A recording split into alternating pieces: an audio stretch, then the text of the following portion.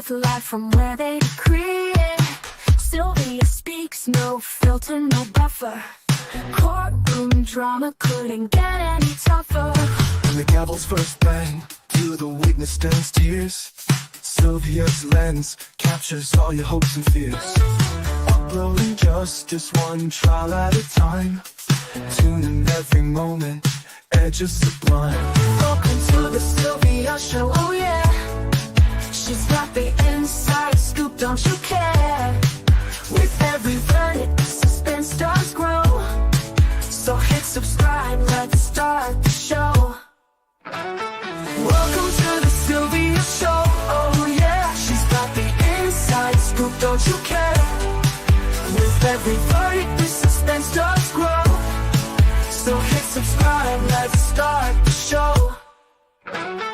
Faces tell stories, the courtroom can't hide. Sylvia's insights cut through the divide. From jury talks to the lawyer's secret. In Sylvia's world, you know you'll need it. Behind the scenes where whispers are loud, her lens reveals the truth in the crowd. Courtroom secrets laid bare to see. Stay curious with Sylvia Spree. Every objection, every sharp retort, Sylvia's there to give you the report. Exclusive footage no one else can snag. From catchy headlines straight to the tag. Welcome to the Sylvia Show, oh yeah. She's got the inside scoop, don't you care?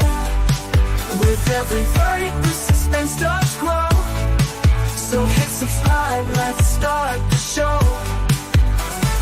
Welcome to the Sylvia Show, oh yeah. She's got the inside scoop, don't you care? With every verdict, the suspense does grow. So hit subscribe, let's start the show. Faces tell. Good evening, everybody. Hi, everyone. It's me, Sylvia. How are you guys doing? Listen, I decided to come back on to bring you guys some info in regard to the young lady, the one we talked about a couple of days ago, Kei'Mani Latigue. She's the young lady out of Toledo, Ohio, where her father did some awful stuff, allegedly did some awful stuff to her. Well, I did get a copy, well, not a copy, but I got someone send me the footage of the his arrest that happened the other day. And it's very graphic, guys. It's very extremely graphic. And it's the body cam, the police body cam footage. It captures his arrest. Remember, all individuals are presumed innocent until proven guilty in a court of law. This footage is for informational purposes only, okay? Informational purposes, and this is for us to give a breakdown of what's been happening with that particular case. Without further ado, I'm going to go ahead on and play the body cam that was captured by the police in Toledo, Ohio, okay? I'm going to share it right now. Okay, you guys y'all see this so far? Let me move out the way. Make myself little so it can. Viewers, be advised. This is very, very graphic. This is extremely graphic, guys. And not for young audience. This is very graphic. Okay. I might have to put some stuff up a little bit so to camouflage some of the stuff. You know what? Let me put the banner up now. So let me just put some stuff up now so it don't look so bad. I might have to put some overlay on it some kind of way. Let's see. Hold on. So it doesn't, some parts won't be looking so terrible. Okay, we'll go ahead on and do this for you guys. Trigger warning, yes, trigger warning, y'all. Trigger, trigger, trigger. Trigger, trigger, trigger. It's very graphic, okay? For those who didn't get a chance to see it. All right, here we go. Hand out your, I swear to God, boy. We're tracking new details in the death of Kei'Mani Latigue. The full unedited body cam video as police find and shoot the man they say killed her.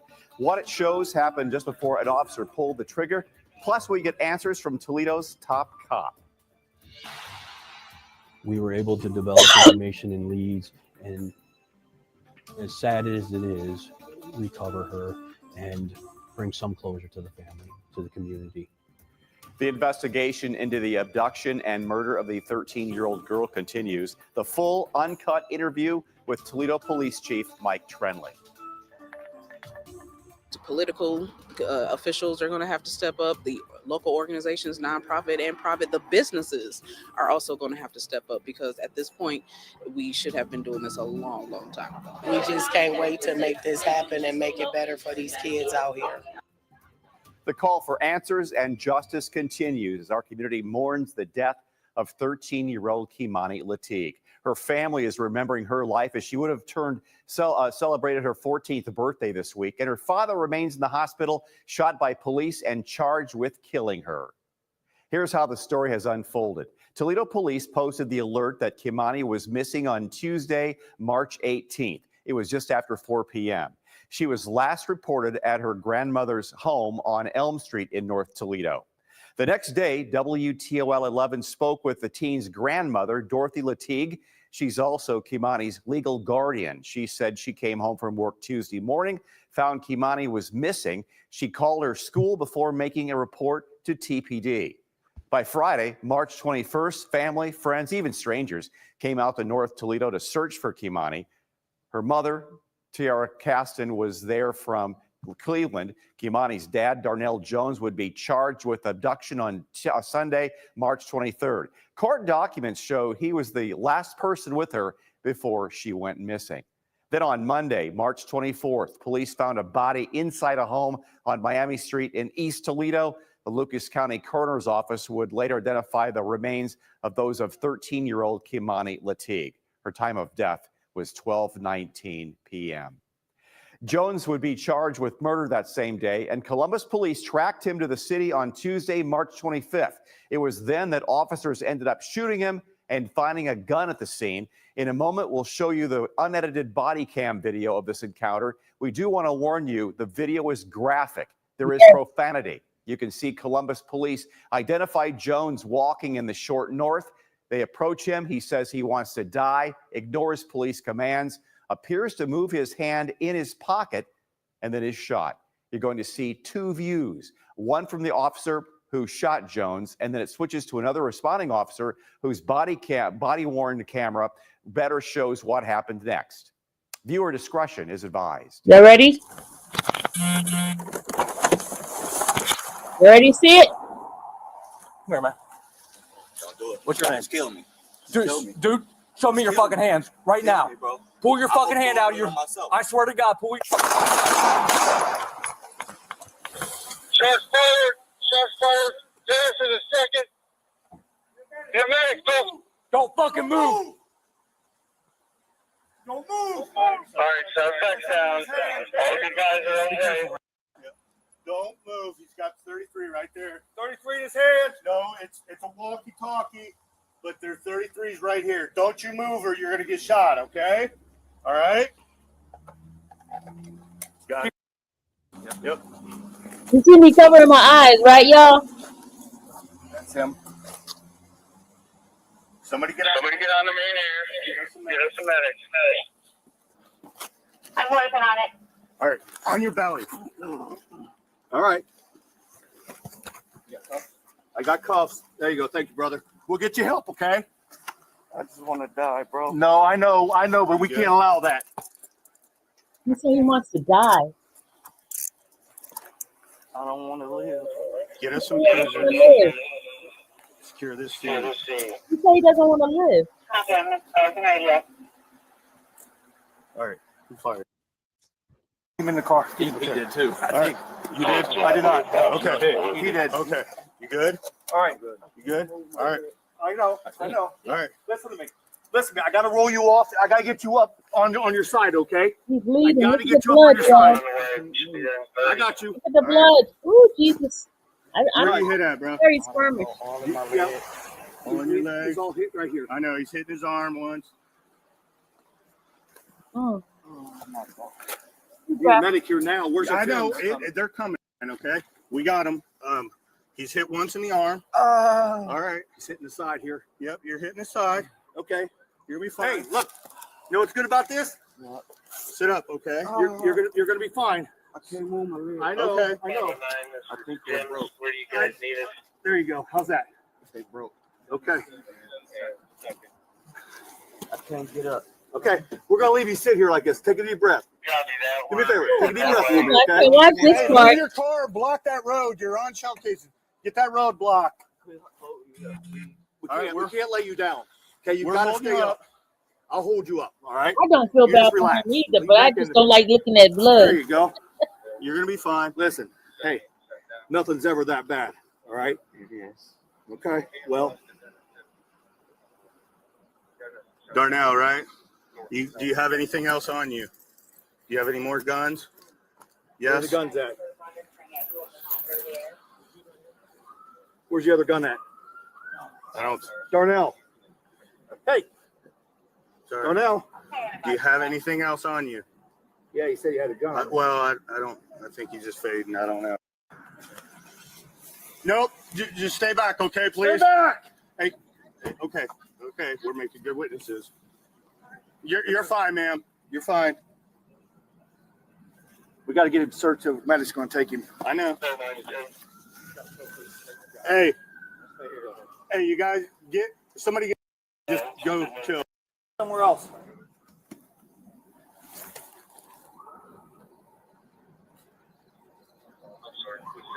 Hey, how that cruiser start getting scene tape? Man. How do you do that to your own child? Cut her neck and Let the medic in.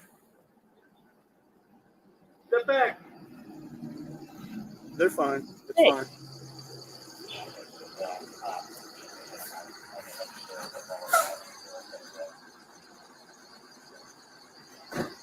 Yeah, we need a cart. We need a cart. Cart.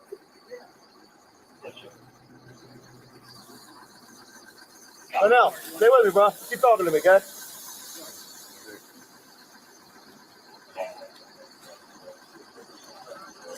Hey, 511. If anyone is listening at home, officer support.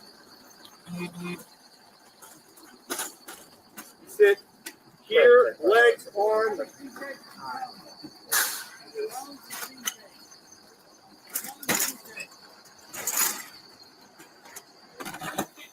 Which way do you want his head? Here. Right there. Okay. Up. You need him out of the cuffs? Yeah, we're gonna need him out. All right. We're gonna have to. Hey, listen. We're gonna roll you over one more time. All right. Gotta get those cuffs off you. See, relax. Clean up. There you go. He's hitting the arm. Leg, arm, and I believe left chest. I get a good search on him. I am. Everything's got to come off. You taking him all down enough in this? Yeah. All right, that's fine. Pull this off. All right.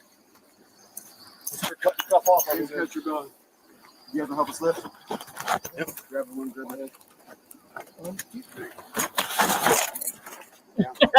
the big boy said they never see the one Just stay right. close All right, to I'm good. Hey, don't move your arm.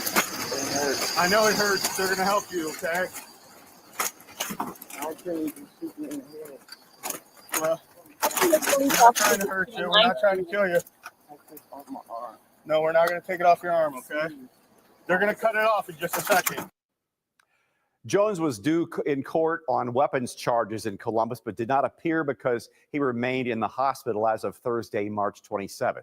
Now the call for justice continues. Rumors swirl on social media, and there may still be more questions than answers. WTOL 11's Silver Barker took the discussion to our city's top cop. She sat down with Toledo Police Chief Mike Trenley to separate fact from fiction. So my first question for you, Chief Trenley, there's been a lot. So let's kind of do like a timeline, and let's start with first question. Let's go back to when Kei'Mani was first reported missing. There was a report sent out, but is there a reason why there wasn't an Amber Alert? That's a lot of people's question. Yeah, so when she first went missing, our Amber Alert requires specific criteria when and how we do our Amber Alerts. And that's kind of like a national standard. And so it did not meet that criteria because at that point, there was not any thought of there was a family kidnapping or family being involved or any foul play at that point. At this point, we had a lot of different stories about a missing 13-year-old that may or may not have ran away for different reasons. So at that time, we'd already interviewed all the family members and we were talking to everybody. So there was nothing that would have qualified for an Amber Alert or that actually an Amber Alert would have done for the investigation. What is the usual criteria for an Amber Alert, just so people know? Yeah, so there's different things, but a lot of times, especially when it involves a family member, we need to have that we suspect a family member has kidnapped them and has run off with them, that we have descriptions of cars or locations and stuff like that, something that we can provide. And for this type of case, it just did not meet that criteria. Now, my second question for you, TPD received a tip. You guys received a tip about the body that was found in that house. That's how you guys first found out about it being there, correct? I'm not sure what you're talking about, actually. Which tip? You guys received about the body being found on Miami Street in the house. There was a tip that you guys received, or was it anything in the report? It was mentioning that you guys were notified, and I believe it went to the detectives' work as well. There was communication and messaging through, was there a phone call or anything, or Crime Stoppers? Was there anything sent out? How did you guys find out about the body inside the house? Through detective work, really. So, through some interviews and some investigating. At this time, I can't disclose why or how, because it's still very pertinent to the investigation. And at this point, we're not ready to talk about that aspect of it. But yes, it was our detectives doing a great job interviewing and investigating and following up on some leads that got us to that location. Now, going to the body when it was reported that it was found in the house, when lots of people found out and it spread in the community, people showed up very soon right after that while you guys were there doing your work. There are a lot of people live streaming on their phones, showing it and kind of just talking about it in general. There's a huge presence there. I mean, we saw it. I was there that day. Did that at all impact your guys' work there while you were doing that? Did it affect how you guys were doing? I mean, could you guys have done anything differently there if people weren't there, yelling, shouting? What? No, obviously, anytime you add a little bit of chaos to a scene, that makes it a little bit harder for us to do our job. But, we're prepared for that. So you said they don't do Amber Alerts on black kids. That's not true. Make sure that no one. We get Amber Alerts down here all the time on black kids. They're focused on their job. They're going to do their job whether there's people watching or not. So they're still going to be able to do it. It's just the outside officers being involved more and trying to maintain, as you just said, a very highly agitated scene for good reasons, right? But the reality is, it doesn't affect the investigation itself. It just makes it a little bit harder for the officers on the scene to maintain that perimeter. Do you have any idea how many of your officers were out there that day? I actually don't know how many we had deployed out there that day. I know we had a lot of detectives, roughly 10 to 12 detectives that were on scene. As far as the outer perimeter for the number of patrol officers on scene, I don't know that number. Now, moving on to Darnell Jones, he's in the hospital currently, and that's where we're kind of at with that situation. But I know that yesterday you mentioned in an interview that you guys sent detectives down there for questioning. Has he confessed to anything? Has he confessed previously before then? What are you guys getting? So we did send detectives down and interviewed him in his hospital room. We made progress there. So we have some things that we're going through at this point. Once we get all the information that he provided that we've gathered, we'll meet with the prosecutors. We'll walk through that timeline with the prosecutors and decide with their guidance on the charges that will be filed. And then at that point, we'll talk about, what charges are going to be out there. We'll release that information. But right now, we did talk to them. We are moving forward. I would say we're in a pretty good spot investigatively anyways on moving forward with this case. Speaking of charges, on Monday, we read in a report that he was charged with third-degree felony of abduction. At this point, what charges are we still looking at? Do you happen to know? Is that charge still there, and is a murder charge as well? So, as my understanding right now is the murder charge is added and the abduction charge is still there, but that's right now, those are the only charges that are out there. Obviously, as we work through all of the statements and all the leads that we have now, there may be additional charges. Do you believe that Darnell acted alone, or is at the time right now, are you guys considering other suspects, or is there other? I'm more concerned about the sick father. That's what I'm concerned about. We're always looking at the chance that there might be multiple people involved. I don't necessarily believe that or disbelieve that that's the case right now, but that is something that we will continue to run down through the investigations. There's statements that always conflict each other, and there's always kinds of things that need to be tied up in an investigation, and that's the phase we're in right now. So right now, we only have one person charged. I know why you guys can't say what he told detectives yet. There was a lot of talk earlier about his statements not matching, which was said in a police report. There were a lot of inconsistent statements and stuff. The statement that he's given now, is it a bit clearer? You don't have to say the details of that. I know you guys are still working, but is it clear? I think we have a much better understanding of what happened. By far a lot more understanding after we talked to him. But at that point, that's about as much detail as I can give you on our conversation with him. Do you think that, hearing from the community, this is a case we've seen the social media very, very present with a lot of comments and sometimes mispeculation and misinterpretation, misinformation, a lot of that being spread out there in social media, people saying he was found before he was even found. Do you guys wish maybe you would have communicated a little earlier about this case, or do you guys wish you would have had a press conference or something? So there was nothing that we could have done in a press conference. We did a press release or a news release from the department, and our detective bureau did as well. And then our detective, our lieutenant in charge of the investigations, was on scene that day and actually gave an interview that day. There's nothing else that we could have done in a press conference. We gave out that information. We waited on the press release from the coroner. Those are different things that we do that give out details. A lot of times, and up until, he was arrested, there wasn't a lot of information we could put out. And so at that point, a press conference is not really going to accomplish anything. We were giving out as much information as we could. Social media is going to be social media, and people are always going to speculate and run with their own theories. And unfortunately, we can't control that. But the reality is, most things you read on social media, especially early, probably aren't even true.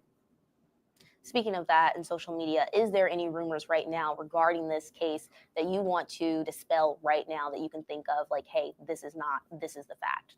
I can't think of it. Well, I can't think of anything out there on social media right now. I try to avoid it as much as I can. So I don't have anything really right now that I would say, hey, stop listening to that because it's not true. And really, it's probably too early for us to even address some of those issues. There is a lot of things going on in this case and a lot of details and things being looked at. We know that you guys are still investigating, but in terms of how long you think you guys are getting closer to the answer and closer to a conclusion, how long do you think this is going to take or play out? Unfortunately, that's very hard to speculate. There is a lot involved in this case. Obviously, we're talking about 2 different cities being involved. We're talking about, we have a week of things that happened, right? So we are working the case as fast as we can. As I said before, I think we're in a really good place investigatively. And I think as soon as we can I was going to put it up everything up and run down every lead, last thing we want to do is be premature in our charges or premature in saying, this is the only suspect we have, we're good. We don't like to do that. We like to make sure we investigate everything out there. So when we do take this to trial, there is no room for doubt. speaking of that, you guys are reactionary, right? I mean, when there's trouble in the city, you guys are the ones called and you guys come in. But looking at this case and just looking in general, is there anything that the community can do with things like this or with situations like this that help prior to you guys having to come out and do something? Oh, absolutely. So our community knows their neighborhood better than any police officer can possibly know it, right? So no matter how many hours we spend in the neighborhood, there's things that we will never hear or never see that other community members or family members are seeing. So if there's ever any doubt in anybody's minds about any, so let's take this case, right? So if you ever have any doubt that some child is being abused or something is just not right, then by all means notifying us and or notifying CSB and getting people, the authorities involved early before it gets to this point. Because unfortunately with this case especially, once we were involved, it was already way too late for us. I think my last question for you here is, the officers who responded to the scene and found the body, from what we've learned of the details, it might be a lot. And when we hear of cases like this of children involving children and children on the scene, that can be a lot to take in. Is there anything that you are doing for the officers right now to help them get through that, who were there on that scene? We are. So over the last several years, we've really developed a wellness program that is kind of top notch. And we immediately have our peer support officers reaching out to those officers. Sometimes, depending on the situation, we'll do debriefings and bring in professionals to come talk. Our wellness coordinator, Sergeant Welling, is always contacting them and offering up services and to see if there's anything we can do. As an officer, we all deal with trauma in different ways. Some people like to talk, some people don't. But we're always looking out for those warning signs to make sure that we don't need to intervene. All right. Is there anything else that you would like to include at this time that you would like to mention about this case that I did not ask? Now's the time. So the only thing I would add is, I'm extremely proud of our department. This case moved pretty quickly, and we were able to develop information and leads, and as sad as it is, recover her and bring some closure to the family, to the community.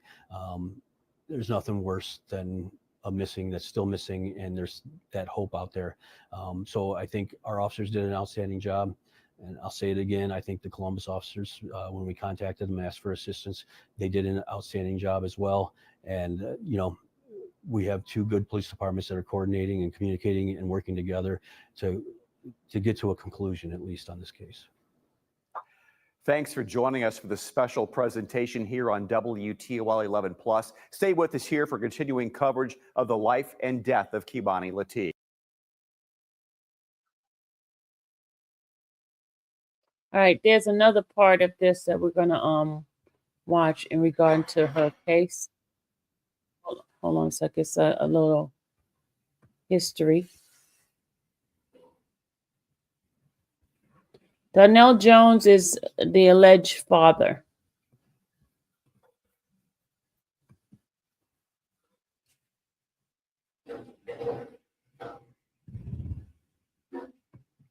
All right, this is the latest from a couple of days ago. Kei'Mani was a helper. She loved older music. She loved playing video games.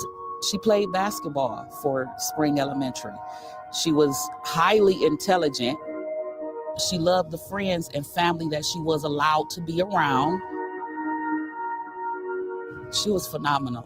Like I said, she was like no other kid her age.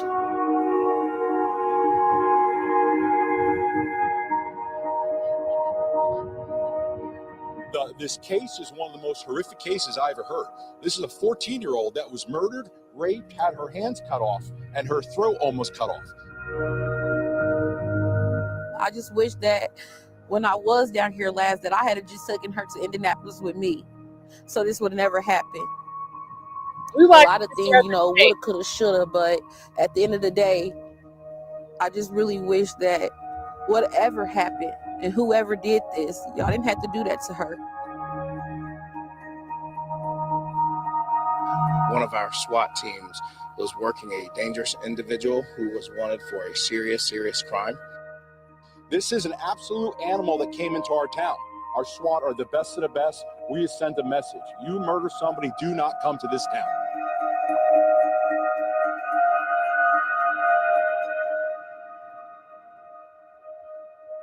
It's just devastating that that me and my family have to go through this.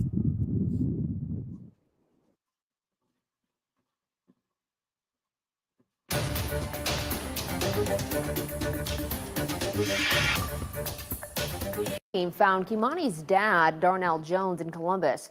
There was reportedly an altercation and officers shot Jones. Officials say they recovered a gun and Jones is expected to survive. The Lucas County Coroner's Office also releasing Kei'Mani's cause of death. An autopsy showed that she died from multiple wounds to the neck, and the coroner ruled her death a homicide. Late this afternoon, Kei'Mani's grandmother spoke exclusively with WTOL 11. We have that full interview in just a moment. Here's how the story has unfolded over the last week. Toledo police posted the alert that Kei'Mani was missing on Tuesday, March 18th. It was just after 4 p.m. She was last seen reported at her grandmother's home on Elm Street. That's in North Toledo. The next day, WTOL 11 spoke with the teen's grandmother, Dorothy Latigue. She's also Kei'Mani's legal guardian. She said she came home from work Tuesday morning, found Kei'Mani was missing. She called her school before making a report to Toledo police. By Friday, family, friends, and even strangers came out to North Toledo to search for Kei'Mani. Her mother, Tiara Caston, was there from Cleveland. Kei'Mani's dad, Darnell Jones, would be charged with abduction on Sunday, March 23rd. Court documents showed he was the last person with her before she went missing. And then on Monday, March 24th, police found a body inside a home on Miami Street in East Toledo. The Lucas County Coroner's Office would later identify the remains as those of the 13-year-old Kei'Mani Latigue. Her time of death posted at 12:19 p.m. We have team coverage tracking all of the angles and developments in this investigation, from an exclusive interview with Kei'Mani's grandmother to her school, her life, and her death. Plus, Andre Norrell spoke with members of Toledo City Council about what they plan to do next. And Steve Iwanek is with family and community members gathered to make sure Kei'Mani's memory lives on. We start first with the new information out of Columbus. Police there say officers from a SWAT team shot Kei'Mani's dad, Darnell Jones, just before noon. A spokesperson for the Columbus Police Department did not identify Jones initially, but has since named him as the suspect that officers encountered Tuesday morning. One of our SWAT teams was working a dangerous individual who was wanted for a serious crime. And SWAT was given information that this gentleman was in this particular area. When SWAT arrived, they did make contact with the suspect in question that they were looking for, confirming the identity of, in fact, that suspect being the person that they were watching. At some point during the interaction with SWAT officers, I can confirm that an officer did discharge their firearm, striking the suspect. The suspect was transported to a local hospital. That suspect is currently in stable condition. Thankfully, no officers were injured. No one in the public was injured, but it's important to know, obviously, given this is an unusual area where we do not see a lot of crime, we just want to reassure the public that this is a safe, contained situation and there's no longer a threat to the public. Were any guns recovered off of the suspect? I can confirm that there was a firearm recovered from the scene that obviously was not the police firearm. So like I said, it's still early. We're working through that, but I can confirm we did recover a firearm. Do we know what the suspect was doing in this area? We don't know that, and that is one of the things that investigators are actively trying to determine right now, because we don't believe there's any reason for him to be in this specific area in terms of knowing someone or trying to engage in any additional criminal activity. Was the suspect pulled over in a car? We saw a car that was being looked at. Yeah. Was he in a home? Where was he? There was a vehicle involved, and this interaction, I can say, happened outside. Beyond that, we can't get into the specifics just yet until we continue the investigation. So you're saying he's unstable, so you believe these are not life-threatening injuries? Correct. We do believe that he will survive his injury. While the spokesperson for Columbus Police didn't release much information, the president of the Fraternal Order of Police, Lodge 9, did. He detailed some of the disturbing details in this case and outlined his understanding of why officers were searching for Jones in the first place. I received a call we never want to get. One of our officers was involved in a police-involved shooting. Immediately went to scene to speak to our officer, one of our SWAT officers, a dedicated officer, highly trained, as you know, our Special Operations Bureau, longtime member. He's okay. Thank God he's okay. When I heard about this case, this was an individual wanted for homicide out of Toledo. I called my union counterpart in Toledo. I said, hey, good news, we have your guy. Your guy committed a murder, chose to fled to our town. I'll tell you right now, the wrong town to come to if you murder somebody. Our SWAT team will go out looking for you. This case is one of the most horrific cases I ever heard. This is a 14-year-old that was murdered, raped, had her hands cut off, and her throat almost cut off. This is an absolute animal that came into our town. I understand some of your editors won't let you print the word animal or view the word animal. If people are more offended to how I'm describing him, how he treated that girl, that's on them, not on me. Again, I'm glad our officers are okay. Our SWAT are the best of the best. We just sent a message. You murder somebody, do not come to this town. Do you know anything about what led up to the shooting?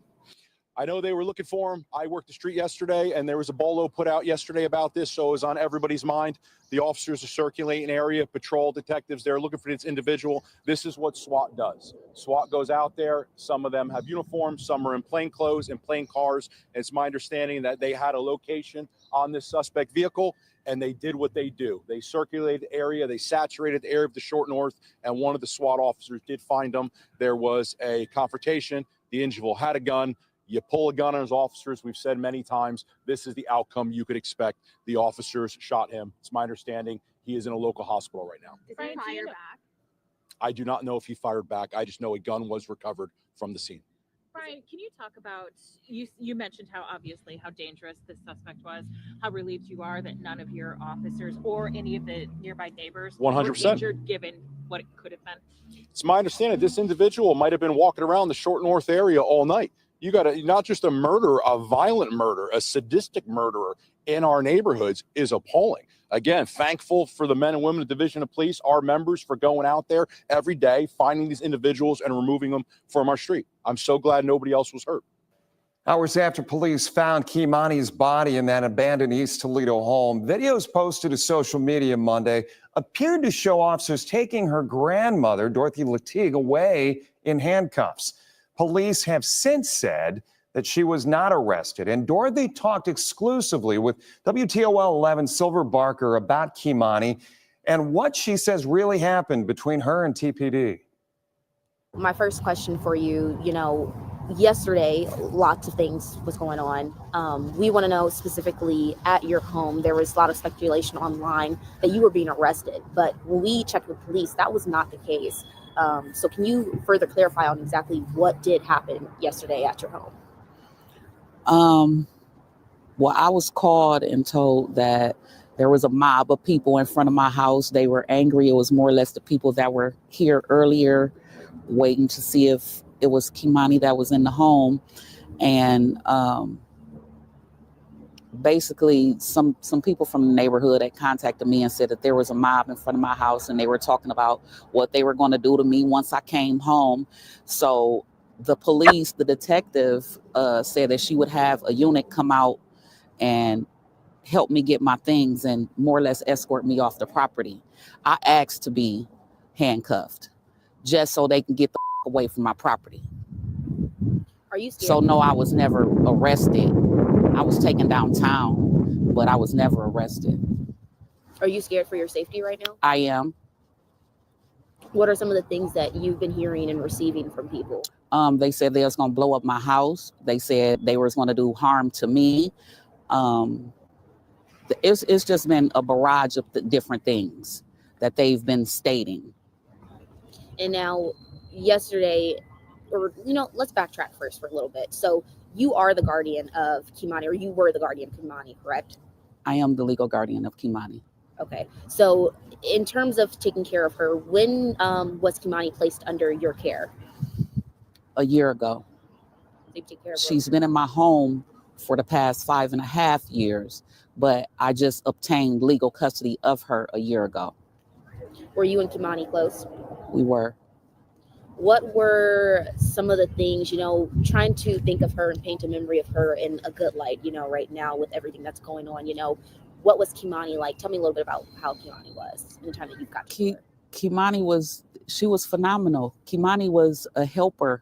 Like she was older than what she appeared to be. Like, you know how they say somebody has an old soul? She was that. She loved older music. She loved playing video games. She loved the friends and family that she was allowed to be around. She played basketball for Spring Elementary. She was highly intelligent.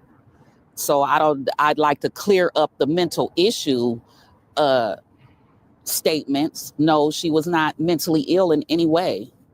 We had her, you know, assessed, and they didn't feel as if anything was wrong with her mentally. So that was not a issue.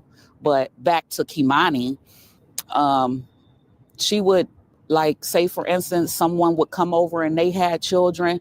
They didn't have to worry about their kids because Kei'Mani immediately embraced them and would play with them, you know, kid stuff. She was phenomenal. Like I said, she was like no other kid her age. What school did Kei'Mani go to? She went to Spring Elementary. And we were told that at that time she was doing good in school as well too, correct? She was. She had brought her grade point average up from a 3.4 to a 3.9. And you know, actually they were going to have an award ceremony for the basketball players today at 5:30. But when I divulged to them that she had passed, they've rescheduled it. She was going to receive her trophy for being, you know, on the team and stuff.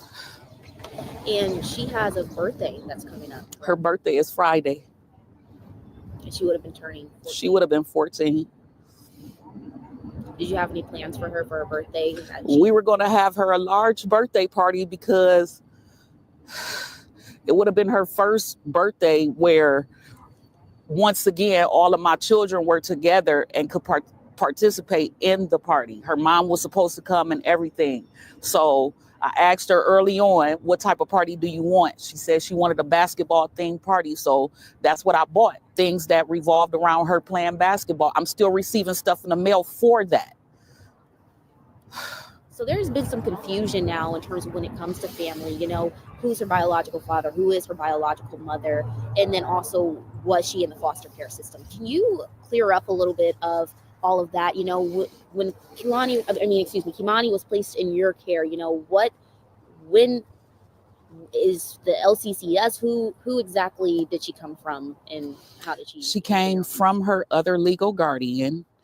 I choose not to state her name, but she came from her other legal guardian because the other legal guardian and I were best friends. The other legal guardian is my daughter, Kei'Mani's mom, godmother. And we had already discussed when early on, because she's been with this person since she was 9 months old. My daughter has never really had custody of Kei'Mani.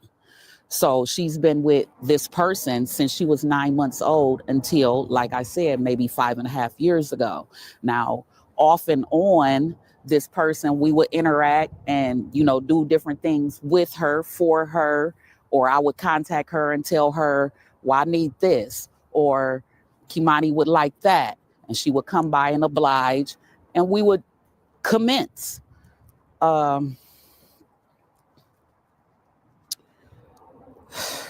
It's just too much. Earlier you mentioned when you were talking about what Kei'Mani was like, you know, you had mentioned that when family members did come over, who were allowed around her. Can you expand on that? Is there family members that weren't allowed around her? No, it's just not very many that came around. And those that did, you know, she acted, as far as I'm concerned, she acted accordingly. She embraced all children, bad or good.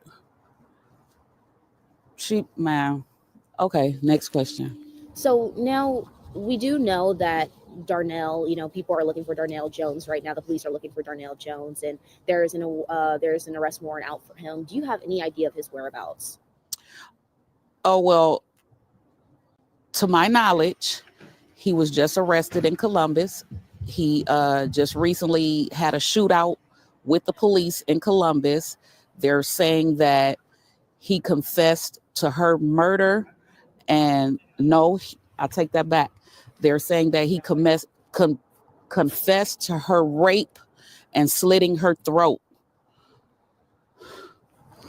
How does it feel to learn that?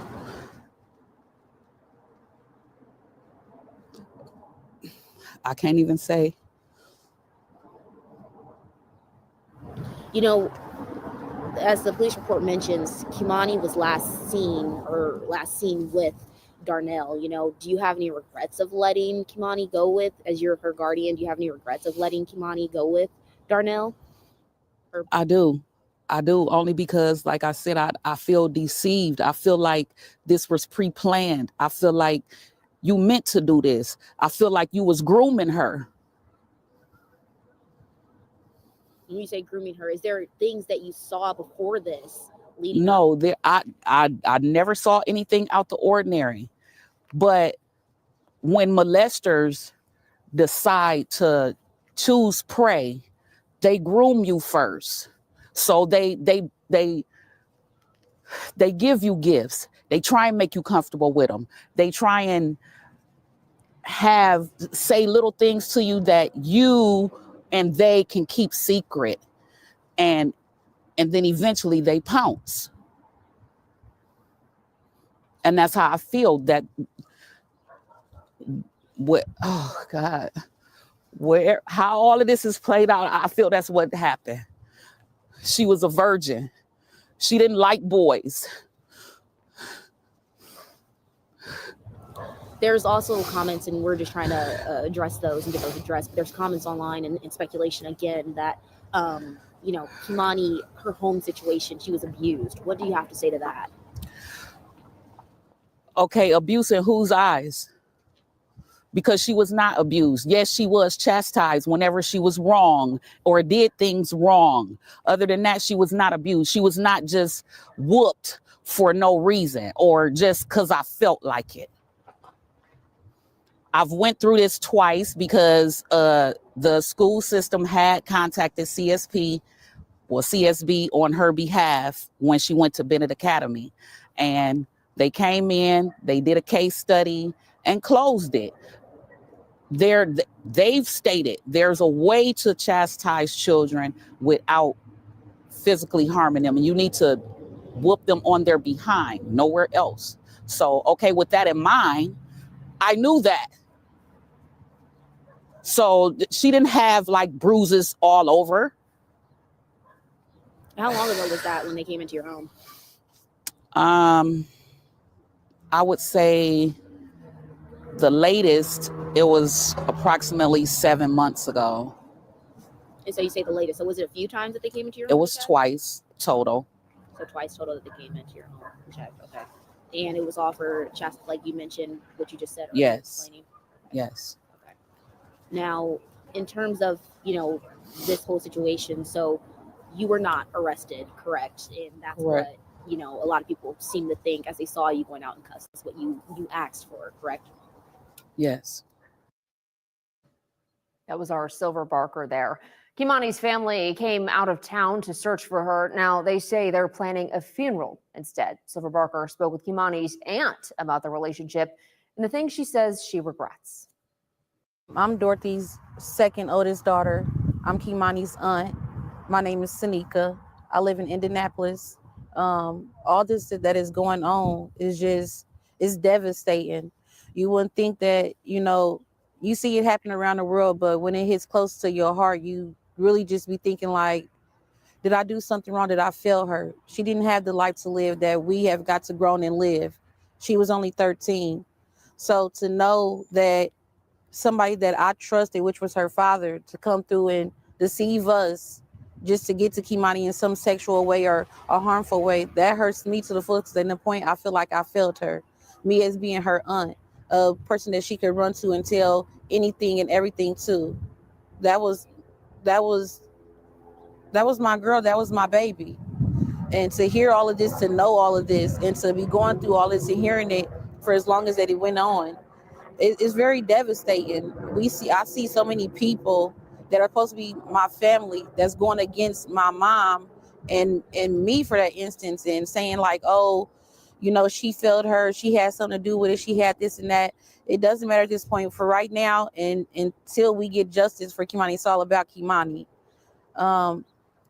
What I would like to say is there's a lot of people on the internet starting GoFundMe's, and that's not what we need right now, because it's not what Kei'Mani needs. The funeral home has objected to say that they're going to come and pay for everything, so there's no need for any GoFundMe pages, any of that. Everything is being taken care of that needs to be taken care of by her family, her immediate family. Does it upset you that there are GoFundMe's? Some of them, I think, in cases might be scams too, as well. What upsets me is that people are starting these GoFundMe pages and putting Kei'Mani name underneath it, and they know that it's going to get viewed, and people have sympathy and feel some type of way about that. And some of them can be scams, but I know some of them have come from family members. When just let the immediate family handle that. Like, what y'all gonna do with the money if y'all not turning it into the funeral home? There's no need. Let us handle it. Y'all just sit back and give us the emotional support that we need.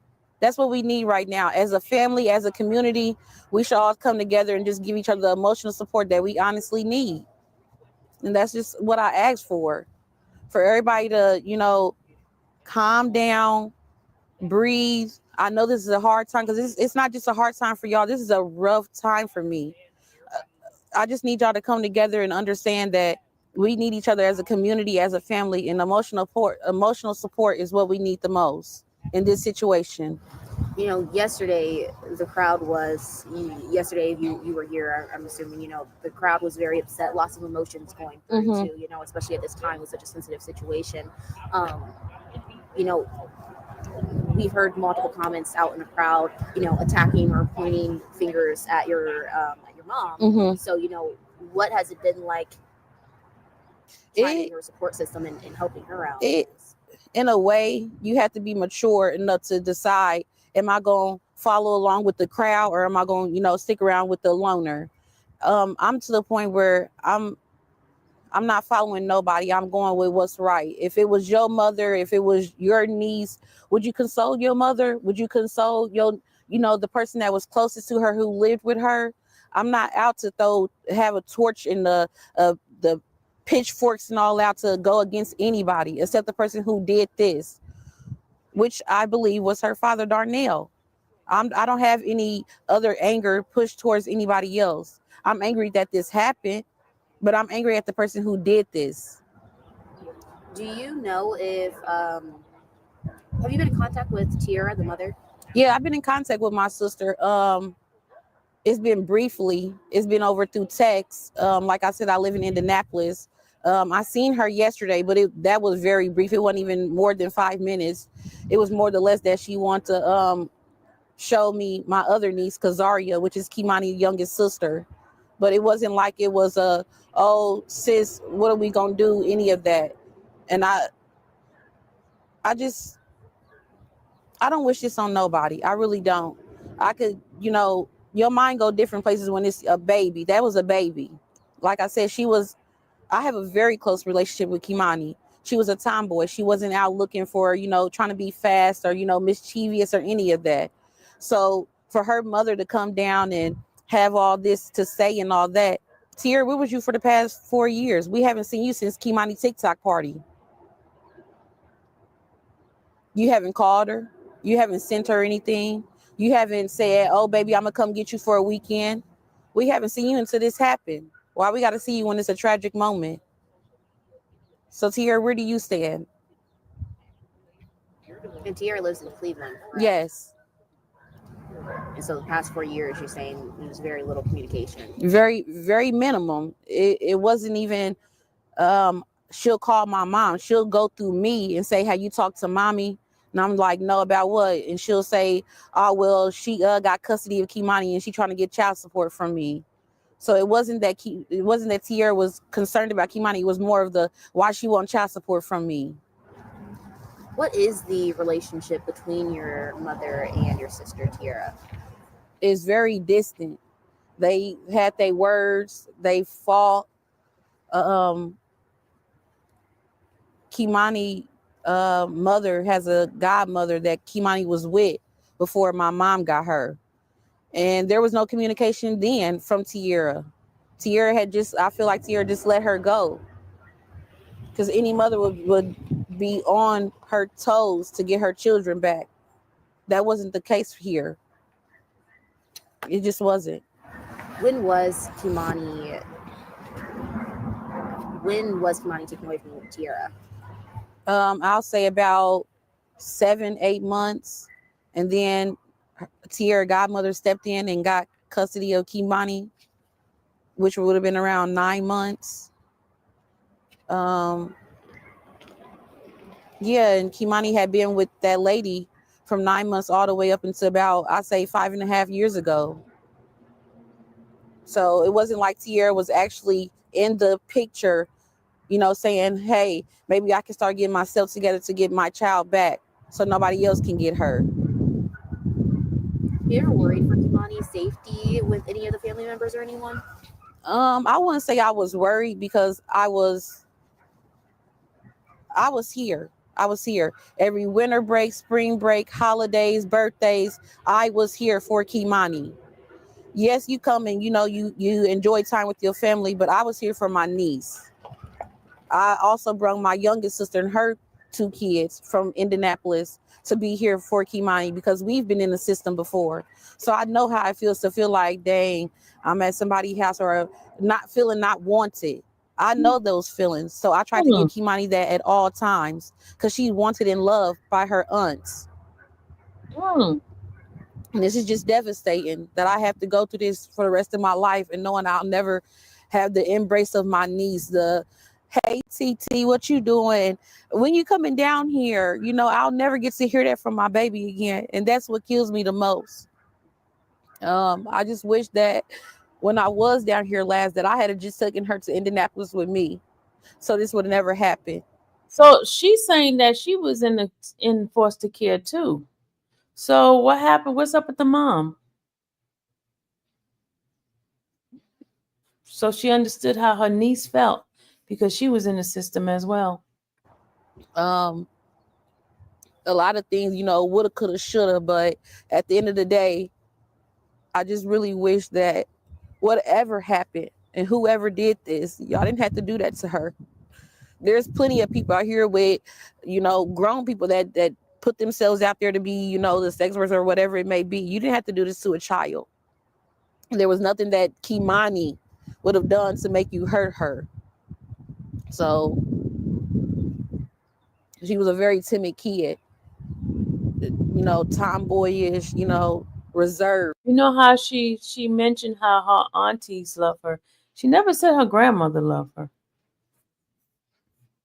She said her aunties love her. She wasn't, you know, loud and you know, out there. So it's just devastating that that me and my family have to go through this. And she's crying. Look at her. Is there anything else that you would like to add at this time in the interview? Anything else that I didn't ask, maybe?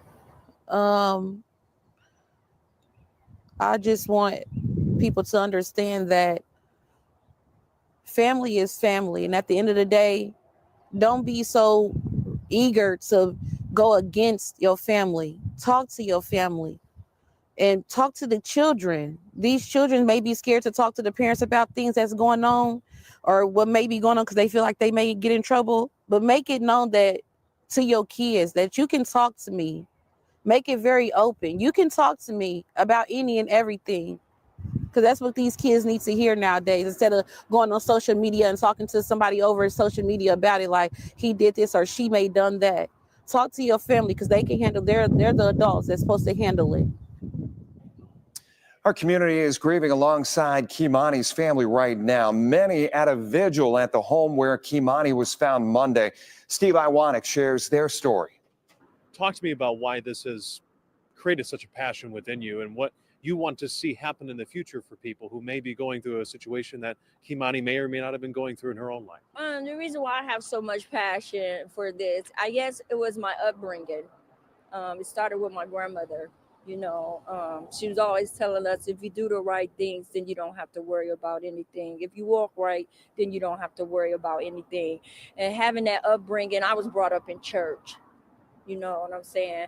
I was not the kid that was not spared the rod. I was given the rod, okay? So I understand what discipline was all about. And I think for me is to show the love, give back to my community in a time like this, because you don't want to see it happen to another child. This 13-year-old girl now, some people say she has found peace. I can't say that on behalf of her family. I'm just what I've read online. What do you say to Kei'Mani right now as she's, I'll take it through my perspective of faith, she's looking down now. What do you think she is saying to her community and her family? Kei'Mani was never ours. She was just loaned to us. She was a vessel in a shell. She's at peace. No more hurt, no more pain, no more going through nothing. She know her Father, heavenly above, has her. Kei'Mani was a 7th grader at Spring Elementary. Now her school is in mourning. Yeah, Michael Sandlin went to TPS to find out how the district is helping students there process her death. Jeff, today counselors and therapy dogs were brought in to help the students and teachers deal with grief. But one student tells me that didn't stop the tears from flowing. I met 7th grader Kei'Mani Fisher outside of her school holding up a sign paying tribute to her fallen classmate. With permission from her mother, Kei'Mani told me about how sweet of a girl Kei'Mani was. Well, Kei'Mani came from a troubled background, in and out of 5 schools before coming to Spring. Both school leaders and Kei'Mani tell me she really flourished at Spring. She developed a reputation for being smart and kind and would help Kei'Mani with her schoolwork when she didn't understand it. She also loved basketball and played with the other kids whenever she could. Now, with the news of her passing spread across the school, Kei'Mani and her younger brother Keegan tell me the energy in the classroom was very different this morning. I've seen some people crying and stuff, a lot of people crying. Sad and very quiet. I noticed that you made the sign. Why did you decide to make the sign for her? So everyone can remember of her. How do you hope people remember her by? About how kind she was. Kei'Mani was set to get a kindness award from the school later this week. Her birthday was also this week. She would have been 14 years old. In studio, I'm Michael Sandlin, WTOL 11. We talked previously with Toledo Mayor Wade Kapsicavage. He says that he wants to see the legal process play out, though he wants to see the book thrown at whoever is responsible. Andre Norrells asked Toledo City Council what needs to happen next. Several council members took the time to talk about Kei'Mani's death. Many of them called it tragic. One of those was Council President Carrie Hartman. First, tell me, what was your reaction when you first heard about this? I mean, I heard about it last week. When she first went missing, it wasn't far from where I live. And so I know there's been a lot of commentary online, on social media, as the news was breaking. And as the news keeps rolling in, it keeps getting more shocking. I know it's early on, the investigation is still underway, but has there been conversations on what council can maybe do, any looking at what can be introduced to try to help this? Yeah, I mean, the news, it's all happening so fast. I think it's going to take us a little bit of time if we're going to do anything legislation wise. But I know that we've already been talking about how do we get some of these blighted buildings boarded up so that there isn't any crime or mischief going on in these blighted houses. But as one council member said, it wasn't the house that killed this poor girl. So I think it is more about the community and whether or not our community is going to tolerate violence like this. It can be challenging for parents to talk to their kids about situations like Kei'Mani's murder. Megan Hartnett went to an expert to find out how parents can start this conversation. Kaylee, it's important to make sure kids have a safe space to ask questions or voice any concerns they may have. Representatives from parents of murdered children say parents. What I'm going to do, I am going to show you guys what some of the people have reported on Facebook, and I'm going to show you some.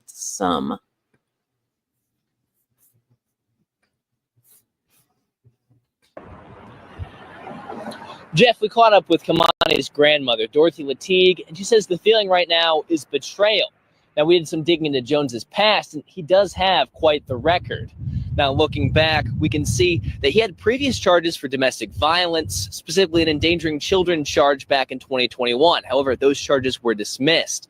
He also had a felonious assault charge from 2017 that resulted in the victim being seriously harmed, and he was indicted on that one. Jeff, we caught up with Kei'Mani's grandmother, Dorothy Latigue, and she says the feeling right now is betrayal. Now, we did some digging into Jones's past, and he does have quite the record. His grandmother says this feels like a betrayal because despite his record, she truly thought Jones had stepped up to be a father for her, despite not even being her biological dad. It was told to me that he was her biological father. However, her biological mother has told me on several occasions that he is not. So I don't know what to believe, but I know that he was present. He's been more present than the biological mom. And I feel deceived. Like, you played for so long in my face, like you was her dad, like you really had her best interests at heart.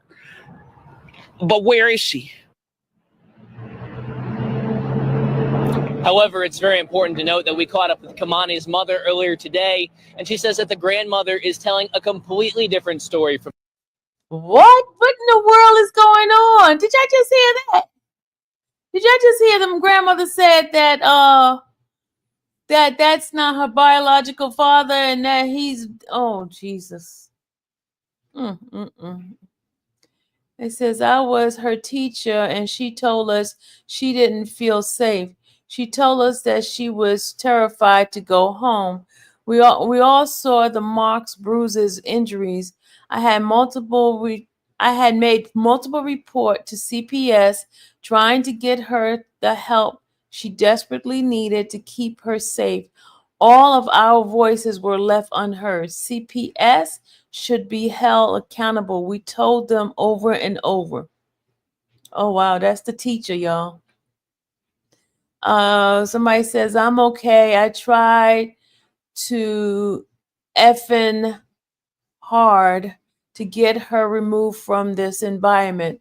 Sweet baby, my heart is broken. The system is broken. I'm sick, but mostly just sad. I enjoy being able to teach her, give her a hug every single morning she came into the school, because that was all she ever wanted. Her friends tried. I tried. The school staff tried. No one listened. They wouldn't allow her to have a voice, and now she's dead. Thank you at Lucas County Children's Services for your lack of effing care for these children. Breaking news, police found the deceased person abandoned in a home. Okay. That's her right there, y'all. That's her. The balloons. I wanted to cry, but I was too afraid to open. When I heard about this case, this was an individual wanted for homicide out of Toledo. I called my union counterpart in Toledo. I said, hey, good news. We thought that this was her biological father. It has just been confirmed that this is not even her dad. But the grandmother just recently, within the last hour, spoke to a news station and says that she feels betrayed because she never knew that this was not her biological father. And she also calls out Kei'Mani's mother because she said that this man was more of a parent than her biological mother was, which is confusing to her. Also, we know that Kei'Mani, along with being with the man who we thought was her dad, she was also with an alleged cousin. Well, someone got on Facebook and said that this was the cousin that they Okay, hold on. Gotta go to the next one. were allegedly with. She also made a post about how he was weird and tried to touch her when she was a child. Let's read through this. This is an updated picture of KP, the person that was last seen with the girl and her dad. His mom literally lives right next door on the east side where the girl's body was found. She said, it's crazy. That MFer used to try to do nasty stuff to me when I was a kid. Now, this is allegedly the cousin that was seen on footage, okay, with Kei'Mani and her alleged dad. Continues, the one person wanted for Kei'Mani's abduction is her father, Darnell Jones. And according to police records, He was last seen taking Kei'Mani from her guardian's home without consent, possibly making him the last person to have seen her alive. Michael Sandlin, he's got more on the charges surrounding Jones, his background as well. Michael, how is Kei'Mani's family reacting to the news of Jones's possible involvement? With Kei'Mani and her. Jeff, we caught up with Kei'Mani's grandmother, Dorothy Latigue, and she says the feeling right now is betrayal. Now, we did some digging into Jones's past, and he does have quite the record. Now, looking back, we can see that he had previous charges for domestic violence, specifically an endangering children charge back in 2021. However, those charges were dismissed. He also had a felonious assault charge from 2017 that resulted in the victim being seriously harmed, and he was indicted on that one. Jeff, we caught up with Kei'Mani's grandmother. Dorothy, Kei'Mani's grandmother says this feels like a betrayal because despite his record, she truly thought Jones had stepped up to be a father for her, despite not even being her biological dad. It was told to me that he was her biological father. However, her biological mother has told me on several occasions that he is not. So I don't know what to believe, but I know that he was present. He's been more present than the biological mom. And I feel deceived. Like, you played for so long in my face, like you was her dad, like you really had her best interests at heart. But where is she? Okay, I think that's it. Okay, that's all of that one. Just 1 second, y'all.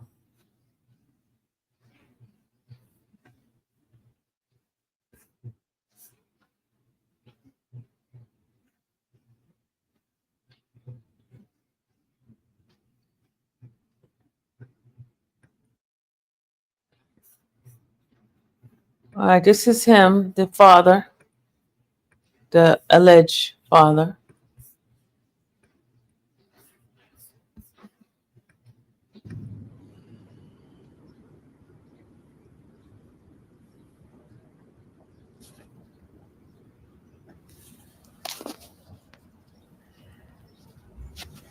What do I do?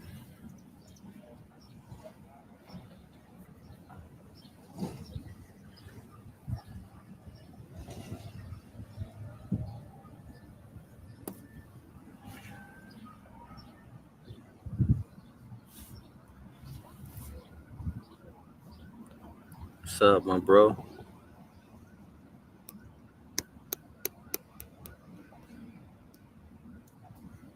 That's him, y'all. The video he did a couple of years ago.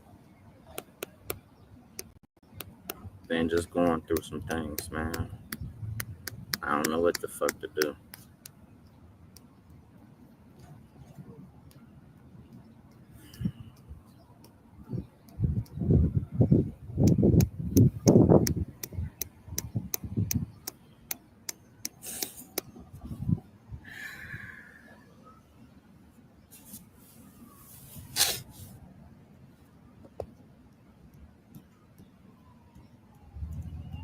Y'all, I'm really going through some things and people don't know.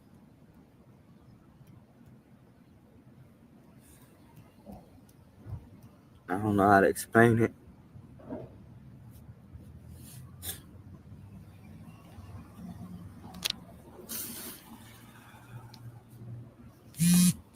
Mentally wrong with him? I'm not mad.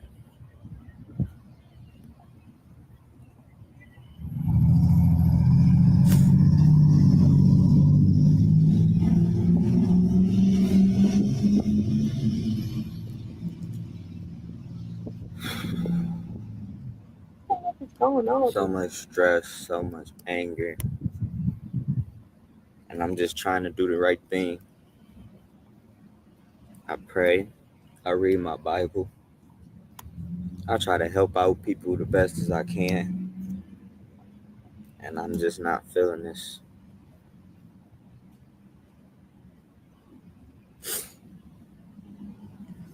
And I ain't financial or none of that, bro. If you thinking that's what it is, it's nothing like that.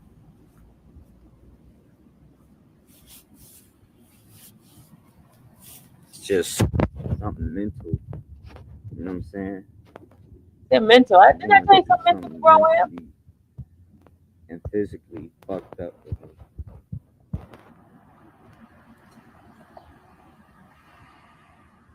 I ain't been feeling the same.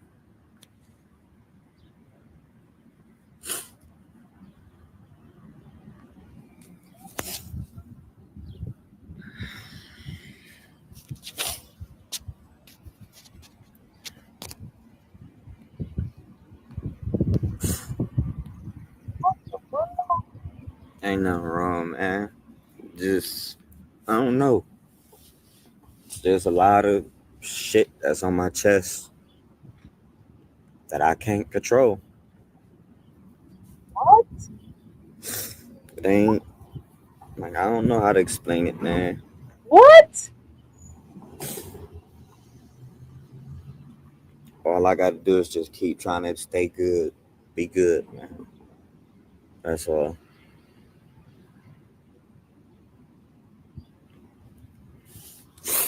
I ain't get on here to have nobody show sympathy, nothing, or anything.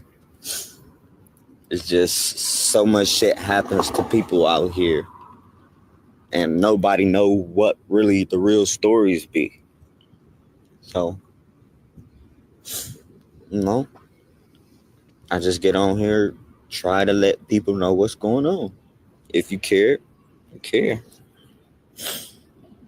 It's just something mental.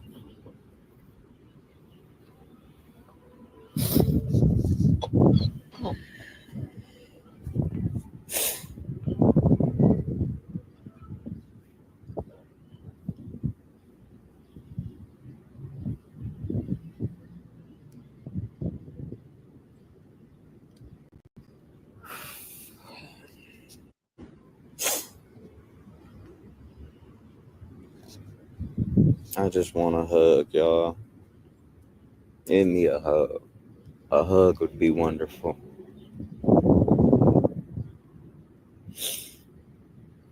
What the heck is going on with this dude?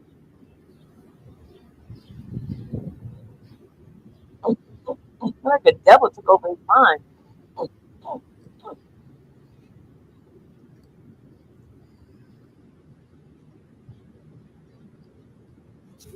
I'm gonna try to figure something out. But fuck what my issues is. Somebody talk to me, get my mind off of all this bullshit. What y'all doing today?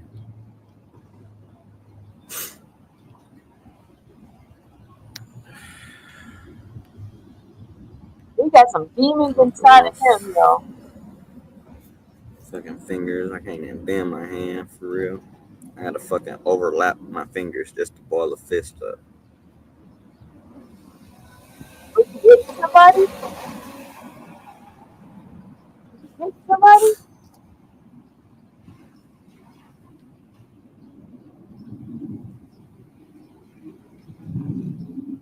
That's Darnell. They said that's Yeah. not his dad.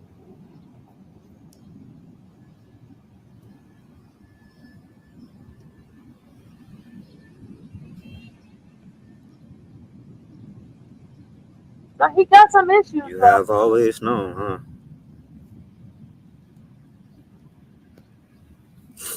Hey, Randy.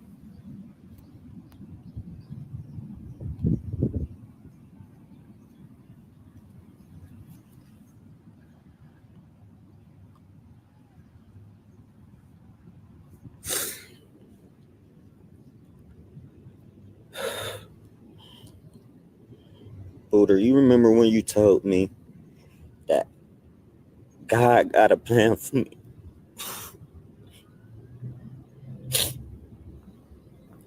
You told me God got a plan for me. And that's the reason why I keep going through all of this shit. Because he keep putting me through the test. When is the test gonna be over, bro?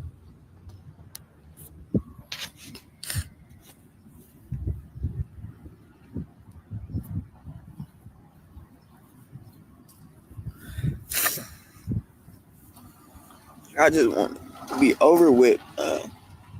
I hate the way I think. I hate the way I see things.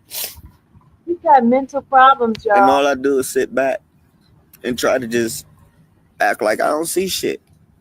Because if I do something about it, I'm going to jail. I'm the one getting in trouble. See, he has mental issues, y'all.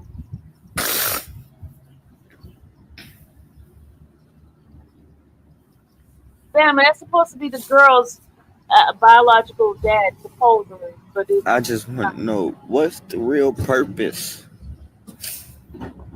for me to be here, man? I literally like helping people. I like doing yard work. I like working with people in general. But yet, it's always, I feel like something is being thrown at me. If that makes sense. I don't know. But then again, I can't keep crying about shit. I can't keep putting myself down.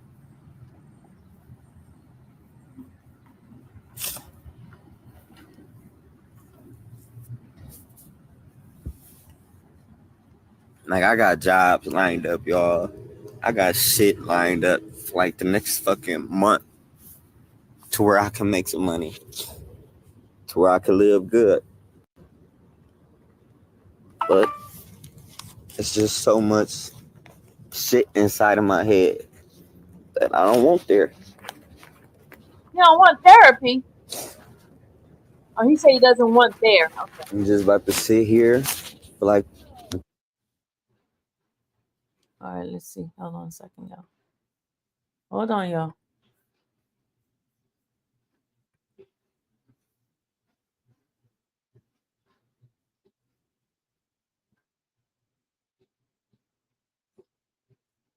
This was done 2019. This video was done 2019.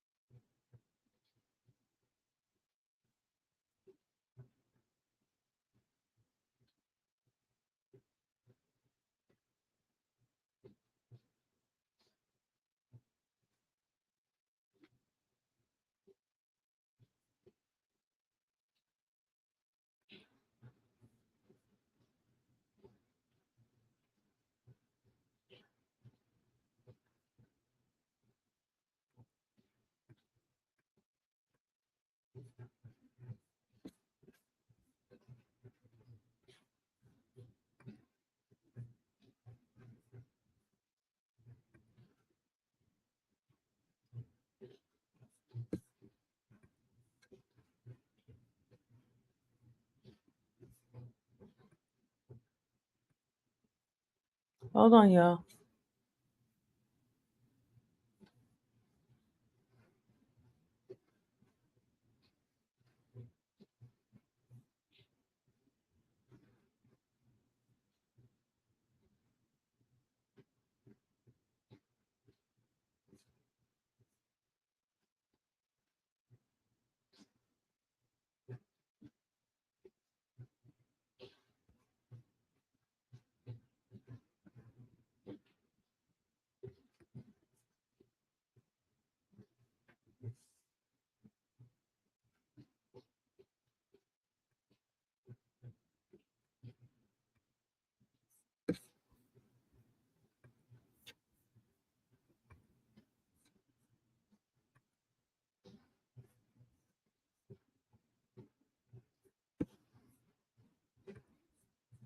Hold on.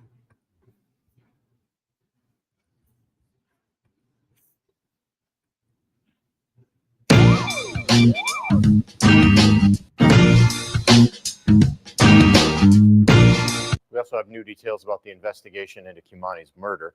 Toledo police executed several search warrants, including where he lived on the east side. 13 Action News has learned it was Darnell Jones' girlfriend who helped police with evidence in the case. That woman, who asked us not to identify her, tells us Jones called her Friday and asked her to turn off the cameras at the home.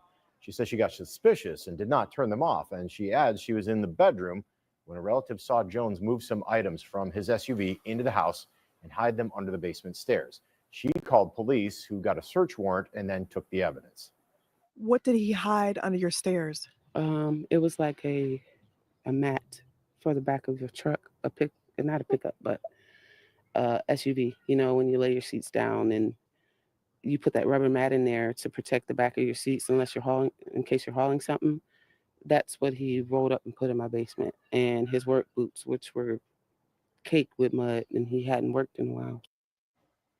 She says once Jones noticed the items gone, she never saw him again. She also told us Jones called her from Columbus, and she told police where they could find him.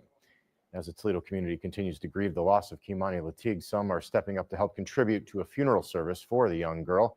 Wheeling on the Rocks on Lasky will be hosting a benefit and poker run this upcoming Sunday. That's to help raise funds to properly honor Kei'Mani and celebrate her life.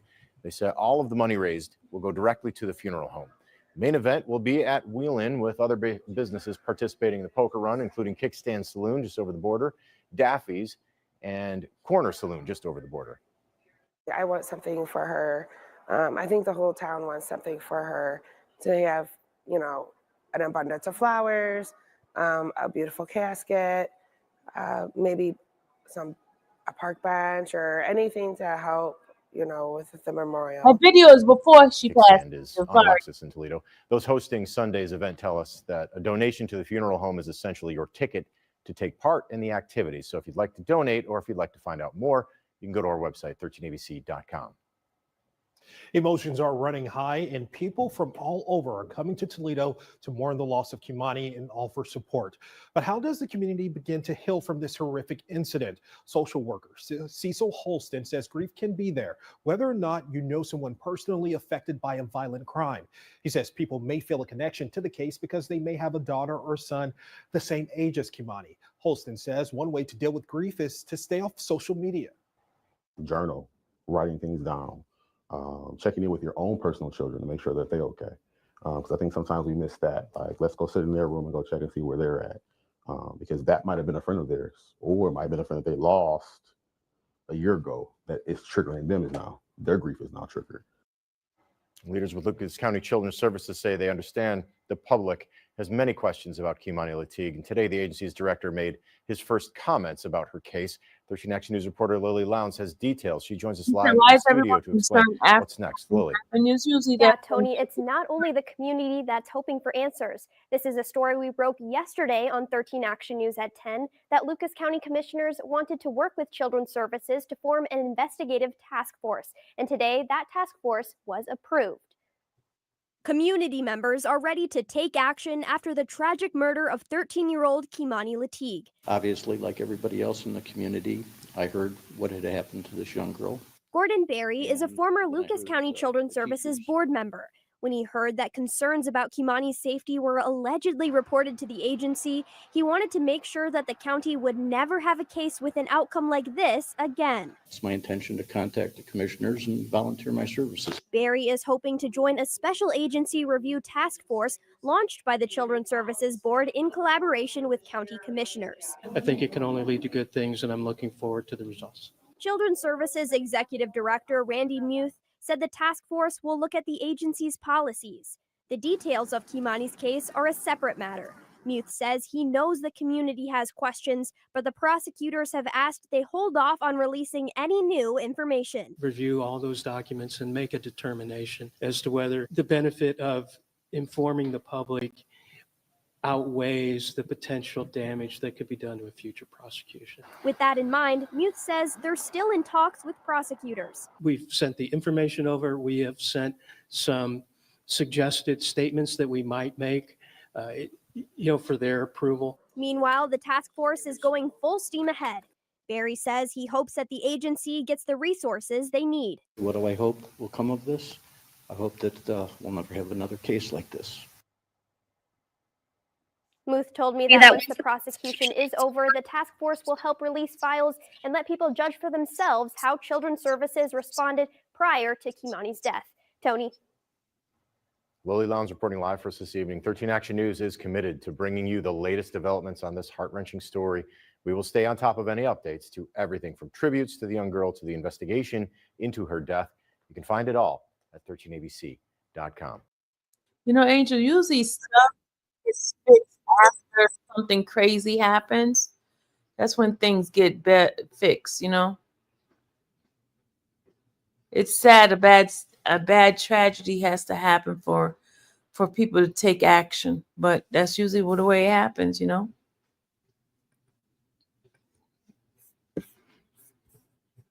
Tragedy must take place before change to occur. Real sad, but it is what it is.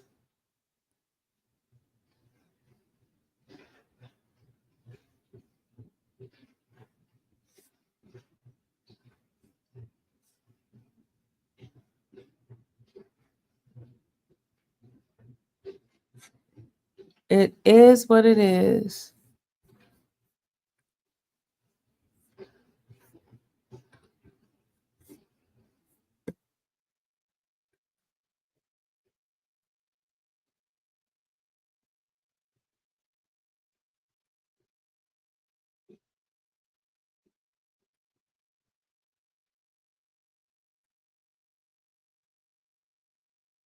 Oh man, these people going in him. They told him to burn in hell and MF. Okay, I'm gonna show you his page on social media on Facebook. They telling him to go burn in hell. Somebody says, "You sick piece of shit, burn in hell." That's what they told him. There you go.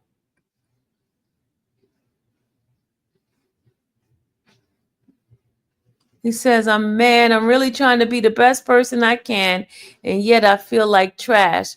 When I reach out to the people I care / love, they never have time for me. Yet, you know what I got, yet you know what I got me. I'm treating my I'm treating my just how they treat me. If F your feelings just the way you said F mines. And somebody said, who are you talking about? And they said, Helen says, whoever they are, know what's going on. Love you, Auntie. I know you always there when I call. Then Helen says, love you so much more. Oh, he had said love to the auntie. Okay. Feeling blessed. That's him.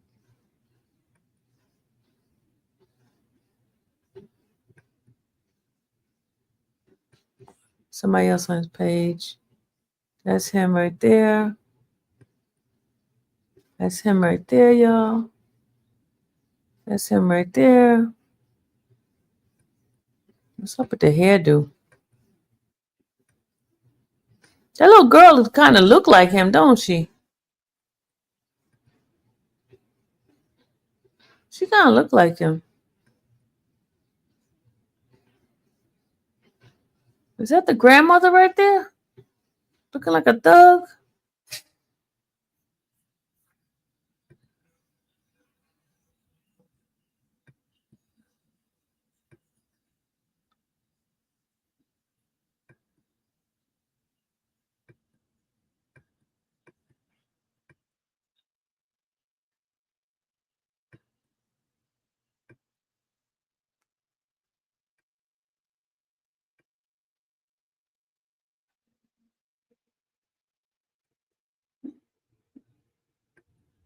All right, well, that's enough pictures of him. That's enough. Let's see. Well, we got through that mess.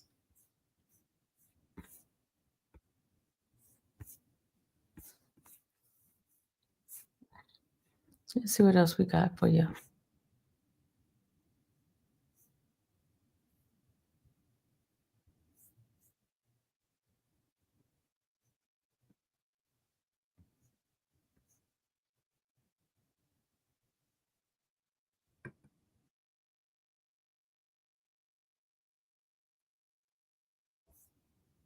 Let's see.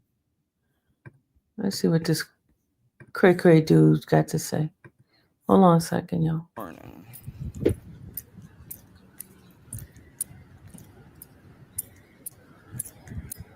Up on everyone.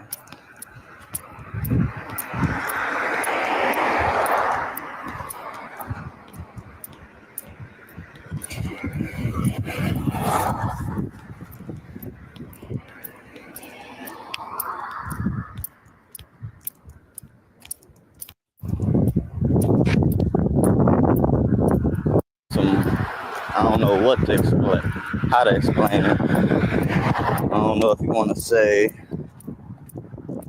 an experience, a communication, something. I don't know. I don't know how to explain it. But I just had to basically talk to somebody, get another input. But for the past week,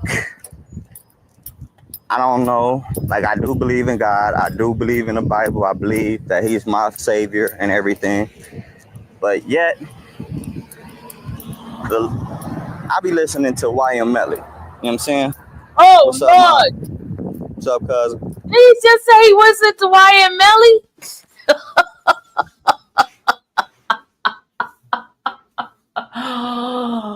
Murder on my mind. I'm not laughing at the situation. I'm just like, did he just say that, y'all? Did he just say he listened to YM Melly? Did he just say that? Did he just say that? Oh my God. Ooh. Let's see what he got to say. I be listening to YM Melly. And like 2-3 days ago, I was listening to him. And out of nowhere, inside my mind, something said, he's promoting you to go to hell. What do that say?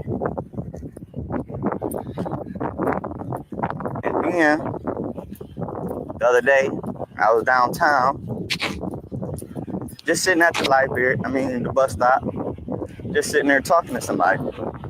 Church people were by. Lady stopped, paying me $5. Said, get you something to eat. But the whole time, I was reading her thing. It said, Jesus don't want you to go to hell. He loves you. And when she passed, it was a guy that they was all in a group, but it was a guy right behind her. And his shirt said,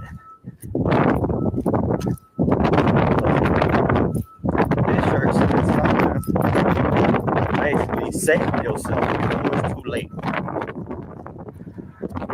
And I don't know. Am I just overthinking? Or is these messages telling me that I gotta get on my shit? And basically, if I gotta get on my shit, people that I hang around, they gotta get on their shit. Because we gotta all keep each other together. I guess. I don't know. I don't know what I'm saying here. This world is coming to an end. That's what I'm getting at. It's coming. I feel it. I feel like the world feel it.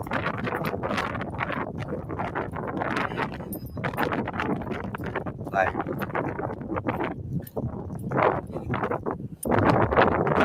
it's crazy because at one point in time, somebody told me not even 25% of the world is going to go to heaven. And then I keep thinking, like, how? He talking about going to hell. Something's wrong with this dude. This is like years ago. He's doing these lives. If he wants us there, all we gotta do is just believe. We should go.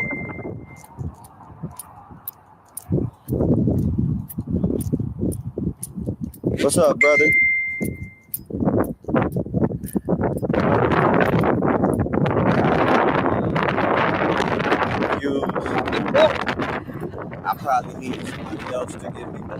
enlightenment on it, a better understanding. I was reading it last night.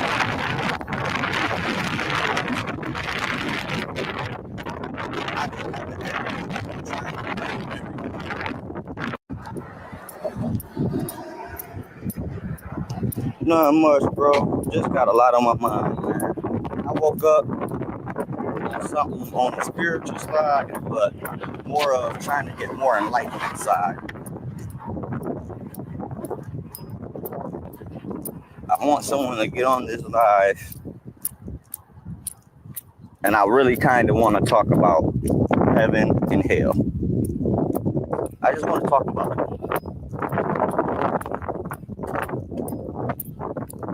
Why? Because those are two scary subjects that a lot of people refuse to face and talk about.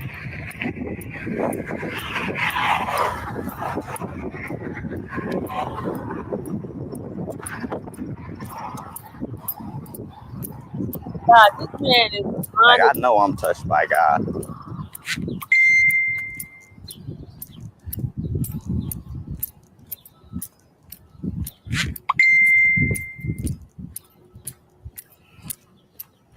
I am touched by the best and blessed.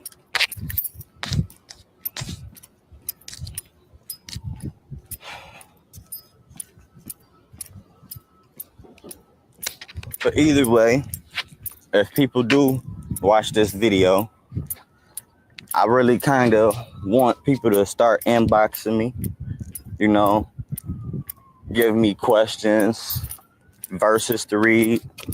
I'm kind of wanting to get more back into the spiritual side He's fighting because He's fighting it. something is pulling me towards that way.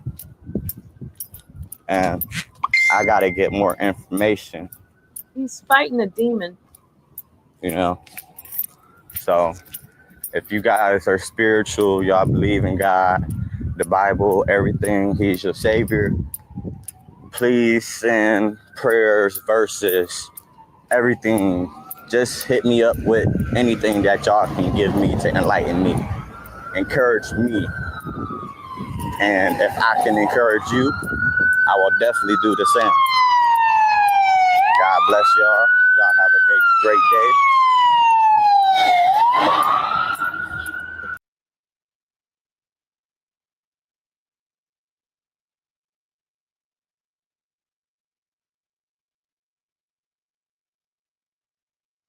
He's dealing with some demons, y'all. This man's been dealing with some.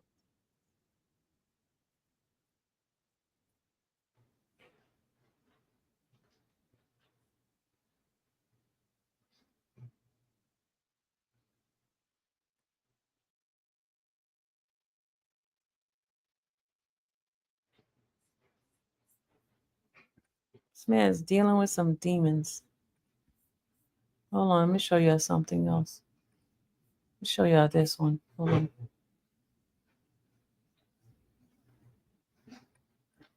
Look at this, y'all. Cold as fuck. Word as fuck. Cold as fuck out here. 3 o'clock in the morning. Walking to go to work. Boys out left and right.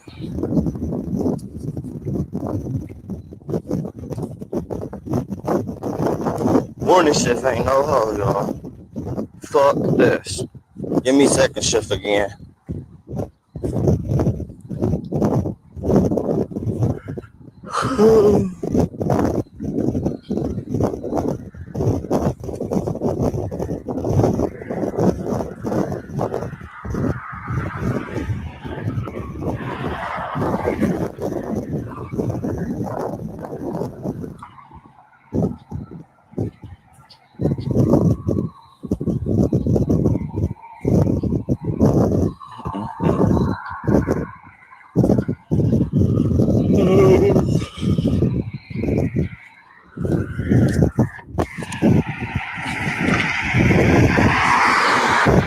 Yeah.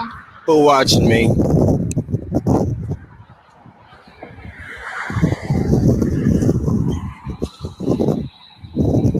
So I got one watcher. Who the frick is it?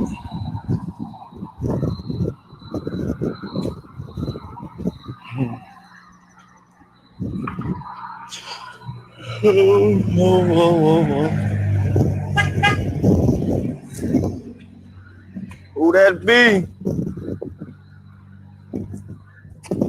He blowing his horn. I don't know what he doing. He's stopping. Fuck you blow your horn for? I don't know. Motherfuckers blowing their horn at me now. I think he trying to pick me up. Thought I was a prostitute or something. The fuck wrong with him? It's too early for this shit. The cost of living is fucking up my sleep. Early morning walks in the dark.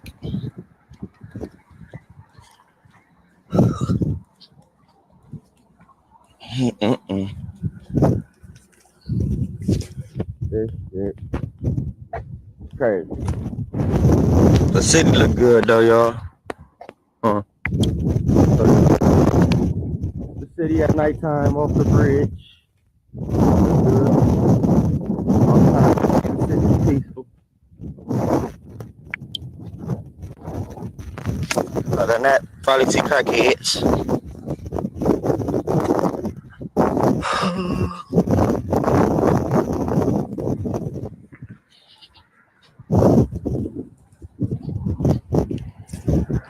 I'm getting off of this shit because I'm actually running behind. So I'm gonna let y'all go. And I'm about to run about 2 more blocks. So, peace.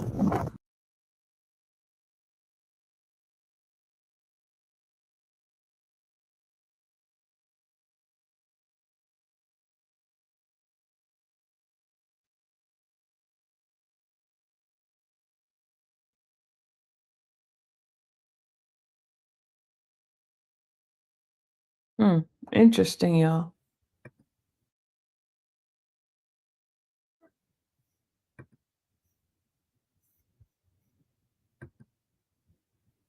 Interesting.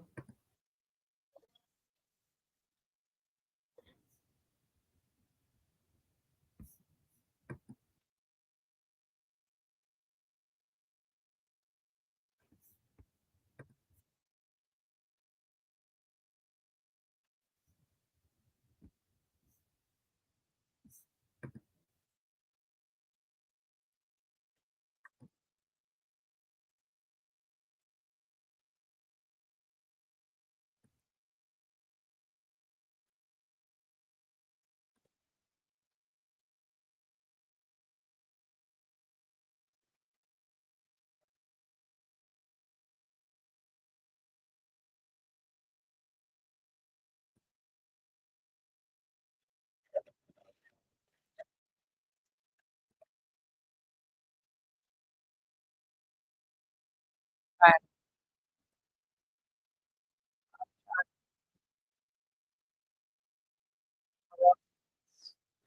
It's a weird dude. I'm just trying to see something else.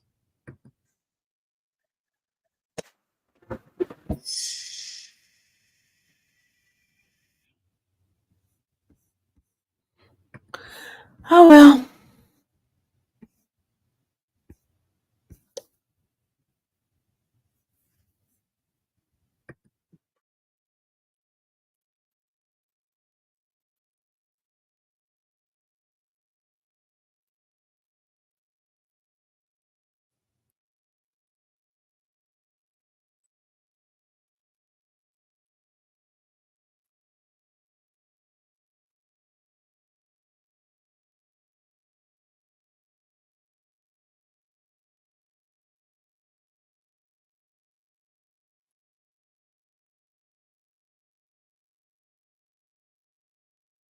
All right, I'm gonna show y'all something else that this guy just said. Hold on a second. This guy has mental issues. Battling with demons. Hold on. What's the purpose? I got a lot of things on my mind. A lot of things that will go.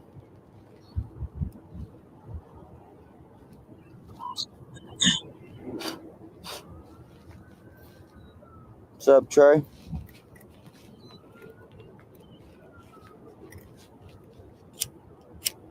So what is the extent of helping someone? Like, what is real, genuine help? What would be the definition of it? It's just a question.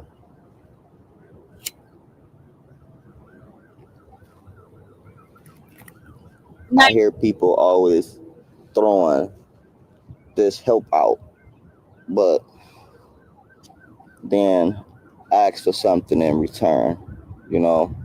And this is not towards any people in general. It's just things that's always around me. What is a genuine help? What is helping someone? And does it mean to really give it to them without asking nothing back?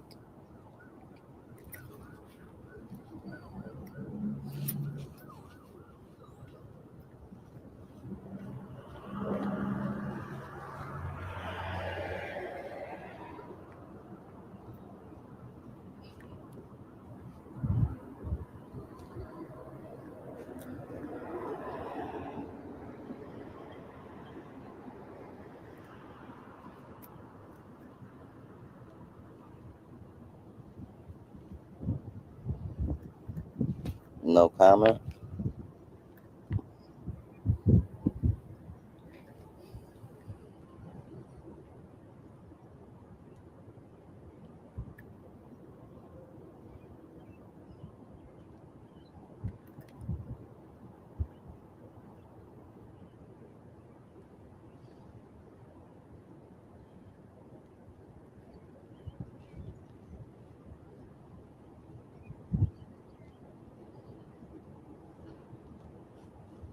What year is this one?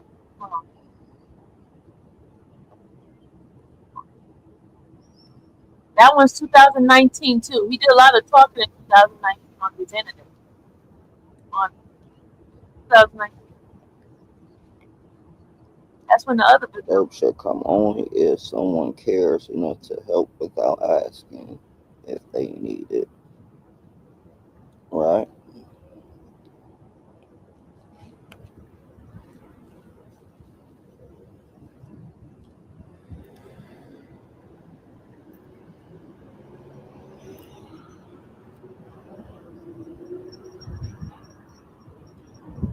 But that explains why he wanted the police officer to kill him.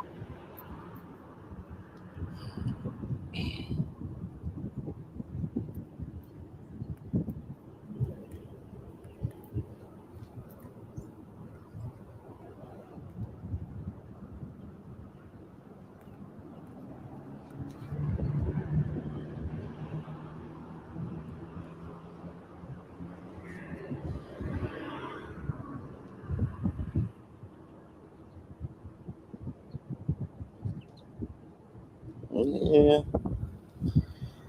A real friend. I don't believe in real friends. Sorry.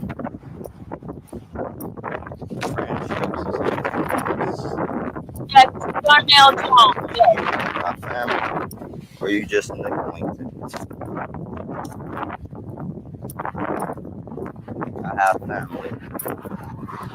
Some of them we get along, some of them we don't. Some of us argue, some of us we are friends. I don't know, but yeah, friends is not. No. You want this?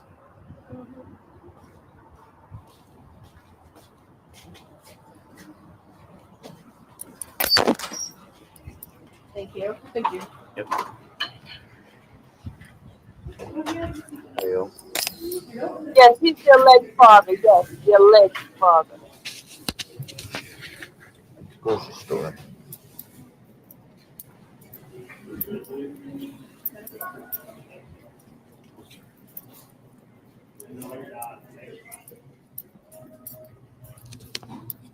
Grocery store.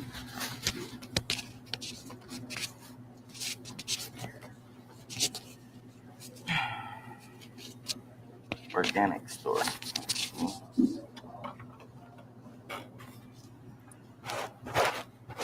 Now I'm about to go to bed. But this is the end, yeah. Oh man.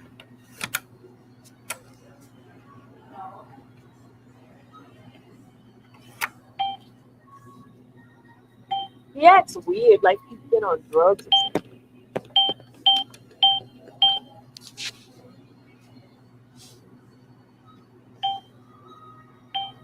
What's he cracking on? Class, what's up, Brody?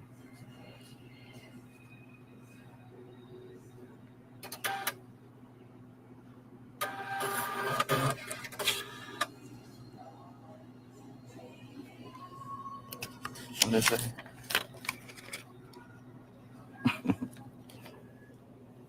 He seems like he's on drugs. Allegedly. Okay. He's battling stuff in his head.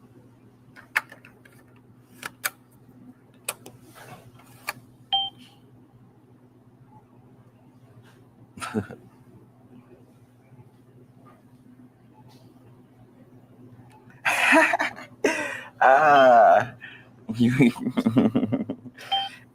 that balance ain't nothing, buddy. Oh, he had the ATM machine. He had the ATM machine.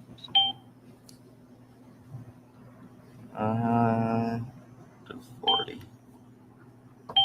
Yeah, I saw the puppy hand.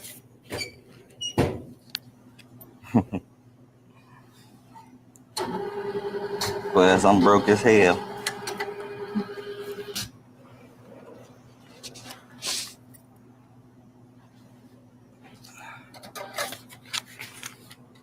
After this video, I'm getting off.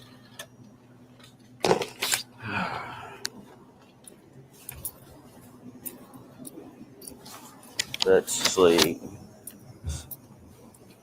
That's 2 translations. No, the first one was a balance check.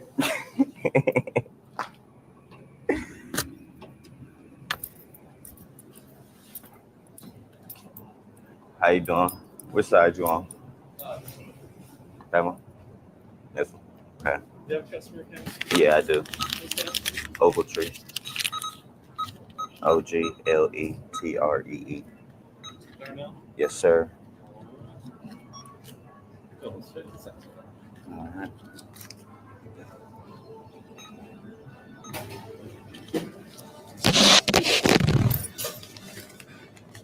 Oh, man. Why he call himself over? This motherfucker is crazy.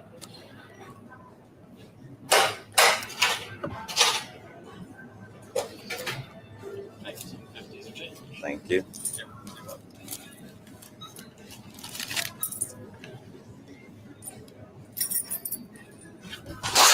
Hey, this store is sweet though, y'all.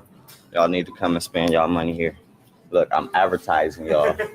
Y'all need to give me some more in-store credit for that. I just promoted y'all. You need to set a referral program. Yeah, y'all should. I have everybody coming down here. Every time you spend money in that store, they give you money back.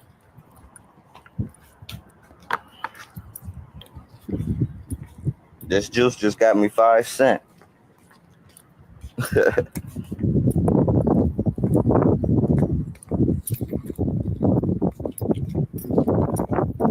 That shit's sweet though. It's that little spot right there.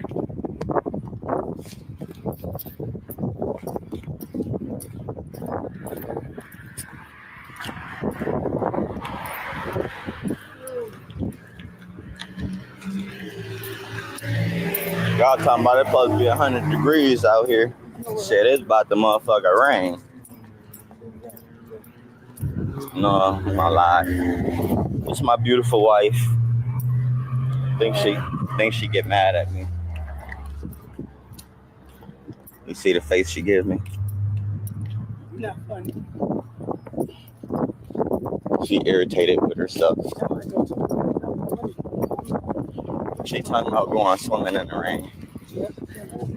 Get her ass electrocuted. He said, I've been there before. Hell yeah, they sweet. I don't know. We just got done saving a life, you know. We had to donate plasma. Donate Make that quick 50 for the day. How's that then? I didn't say drink my juice.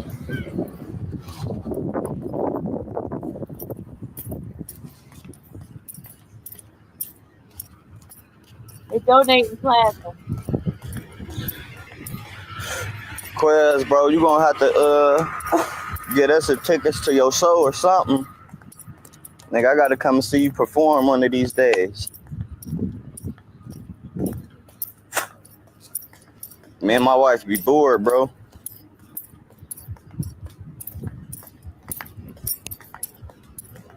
Need to get her up out the house. I like your dress.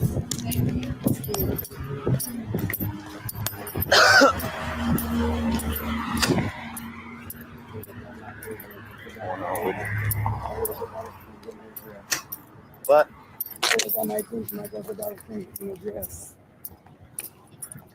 You said you about to get a haircut? I don't smoke. You say you don't smoke. Drug free, buddy. You say you drug free. You say drug free. Don't drink no more, no nothing. Oh, no more. He was just smoking. How he don't drink no more nothing? He's smoking.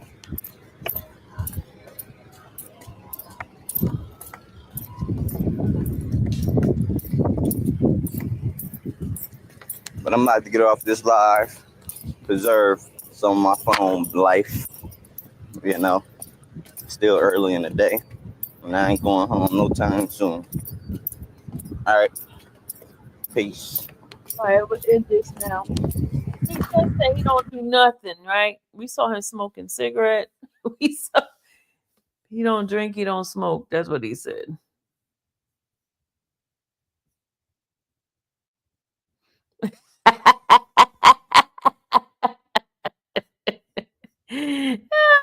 She said, please. He said, I'm drug free, and then immediately take a hit.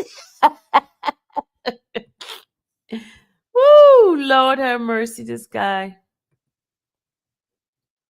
They going in on him on these little threads.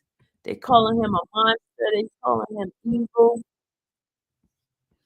Yeah, they're going in on this dude.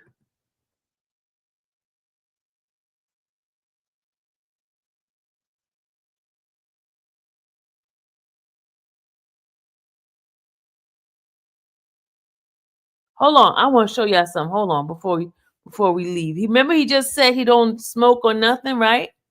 Look at this. Listen to the people in the background. Listen to people in the background. Listen. He just told a lie. Hold on. Oh, he doing it too early for you.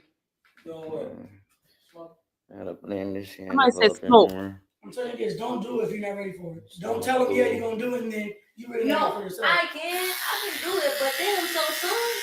Next year. No, that's what I'm saying. Like, just tell him, like, I don't mind doing it, but not next year. That's too early.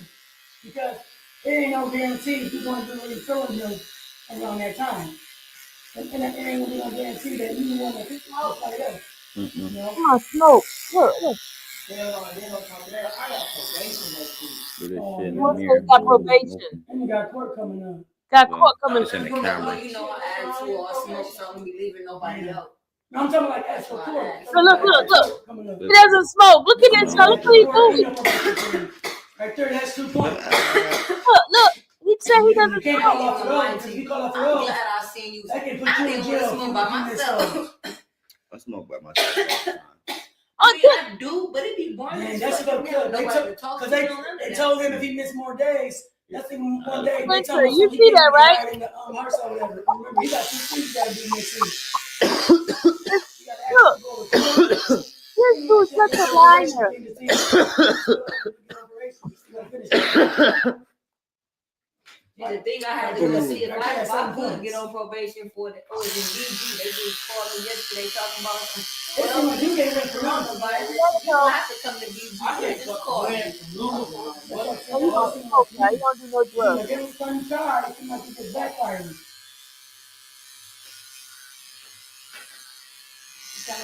Man, it's big family. You said you had No, I'm gonna let it go. It's not that I want to keep up with it. I just keep it. I'm about to say you let it go back and you don't feel like doing it. I come do something. I come so brazen or something for you. What? Oh no, I just don't think. He's lying. I'm not lying. All you gotta do is get your Facebook and not come do it. What there is no fear.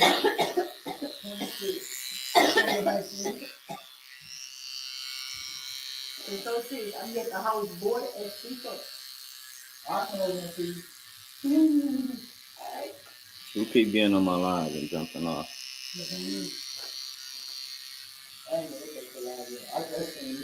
And I'm never knew you was in there anyway. Oh God, this first guy hitting the blunt on live while talking Yeah, I about heard people been trying to come over to the house.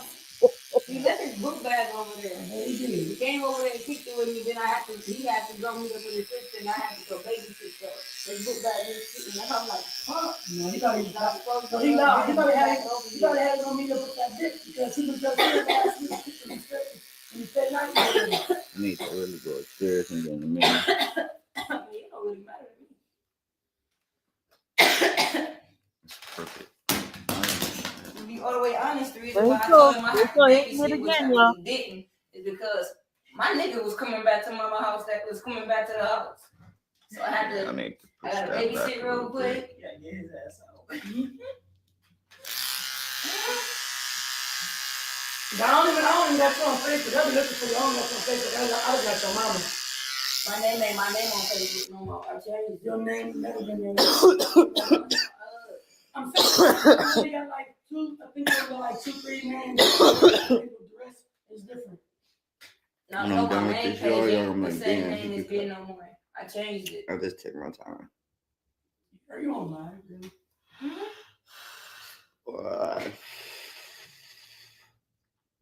You want to record me? I don't care shit you right now. Me and his talking about this. There's a girl. If she would have Man, that bitch stumped on my damn foot. Oh, you talking about what's his name? You just made me miss this day. I'm trying to, like, for real, I'm trying to calm down. Then I got my mind is actually rapping right now. Then I gotta miss 2 days next week. That's 7 points right there. I just came up with. Yeah, even if he makes some no exercise. That's still a point. Even if you show up, even though you don't even have a good time, and if they know you got to put, so it's still gonna be a point. Because that don't care that I'm there. If you're not hard side, don't care either. Because he went to court a few months, like last month, and he told my head company that court and bumped from him, basically showed me they had court, they still gave him a point. Somebody putting a bond. Somebody got a bond. I couldn't do it either because you can get fired if you could. 9 points ain't enough. 9 points ain't enough for when you just talking. That's why I'm glad I did not pass my own cases. I passed the whole drug thing coming over. Pass the drug test. like, when I was working in Westwood, it was like, taking them bitches home, the fuck? Read the office. He was doing what my mom was doing. My mom used to have like 3-4 cases on her when she from the cookie factory. Good night. I'm gonna go to sleep. My mom used to have the Oreo, the oatmeal,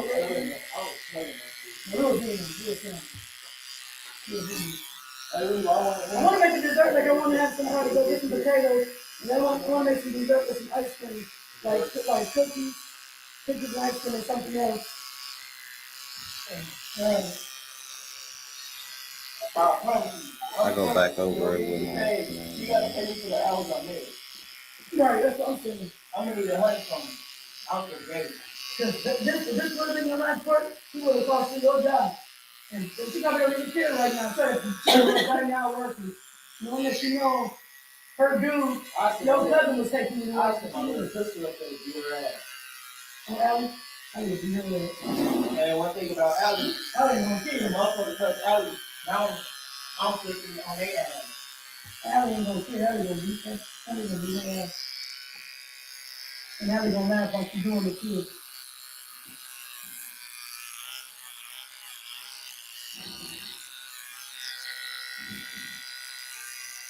Baby, I'm surprised people haven't tried to go back up there. Baby, stop it. I'm gonna do it my whole thing. You gotta take our name to it. I remember how you kept saying, every that's what he said, I just seen Debo right on the phone now. When he said it, I said, "Dang, you was a me and Snoop got down." He was like, "Oh, for real, my dad." I'm like, you came to the house, I think I was phone with you.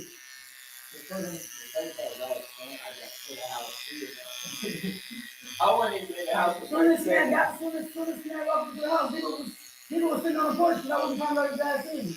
I didn't see him like he did that. Oh, yeah, I forgot to see when he kept going around the corner when somebody answered coming in the room.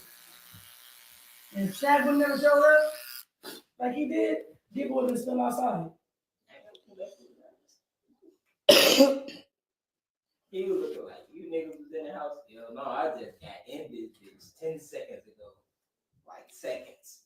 And I wasn't even in the house. But it was so funny. I remember when Debo thought he was going to stay, he put his book back down. I need to be looking in the mirror instead of this phone. And I was like, what are you supposed to do?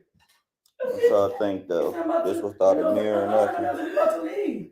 He said, you ain't going to church. Still gotta go do some touch-ups. Like, oh, you fucked up. oh, all right, babe. But he doesn't. The mirror, just the phone. I think that's pretty damn I won't good. even let him in. And what told me he had a coronavirus. Oh, lie. They keep playing about this damn coronavirus. Like, they playing. Dude, like coronavirus is trying to come in your church. Oh, you know they shut that church. They shut all the churches down. All the churches down too. They just shut down my pastor's church. No, they made him quit. Like there ain't no more church no more. Even after coronavirus is done, you can't do it. My pastor named Pastor Ken. I think they ain't gonna be able to stop him though. Yes, they can. They already did. They revoked him and everything. Oh yeah, he done. They told him they don't care if he passes out food to the community, like homeless people, but he can't do the church service, none of that no more.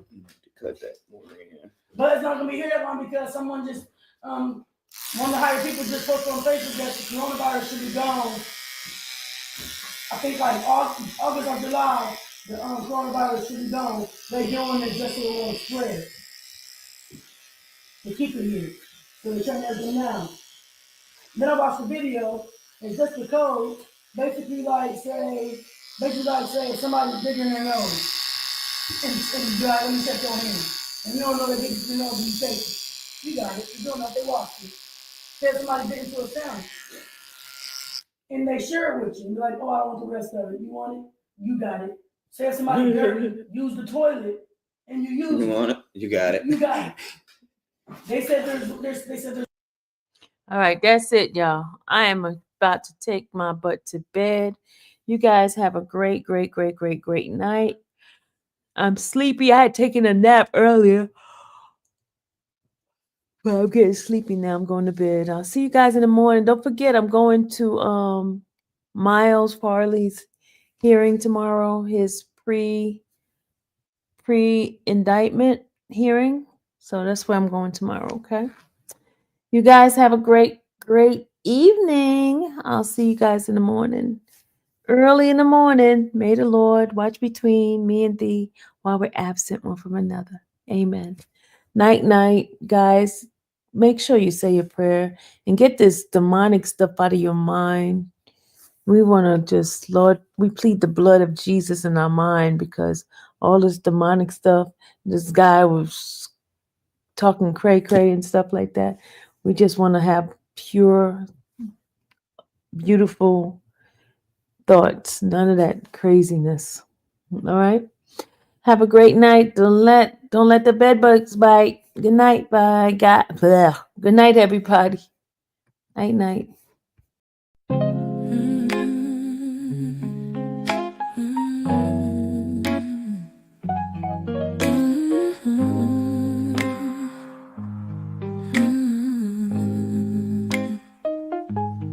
Thank you for watching the infamous Sylvia channel, where laughter and fun make up our panel.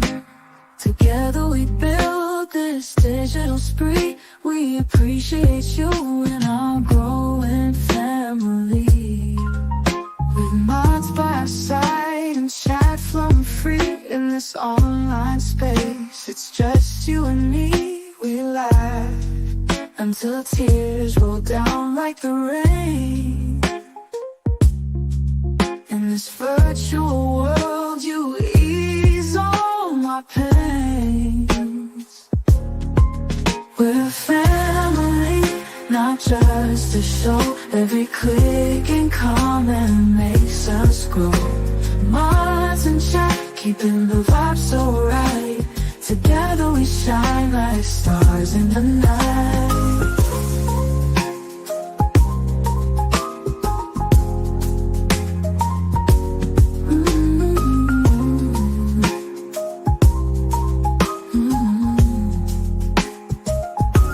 We cherish the moments, the highs and lows, from the latest gossip to stories untold. You're more than a viewer, you're part of the crew in this space of ours. It's all because of you. This digital world where emotion is shared, every post and reaction showing we care. The love is real in this virtual domain. With every sign, enjoys what we'll gain. We're a family, not just a show. Every click and comment makes us grow. Mods and chat, keeping the vibe so right. Together we shine like stars in the night. We're a family, not just a show. Every click and comment makes us grow. Mods and chat, keeping the vibe so right. Together we shine like stars in the night.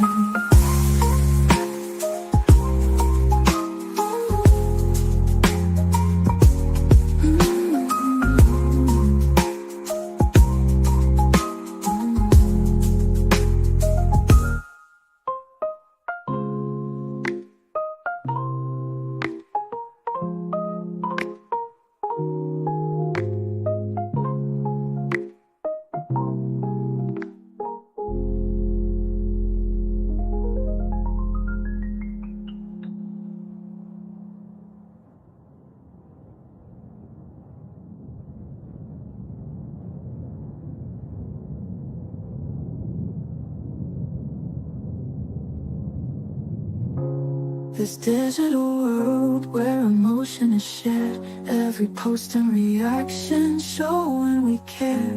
The love is real in this virtual domain. With every sign, enjoys what we'll gain.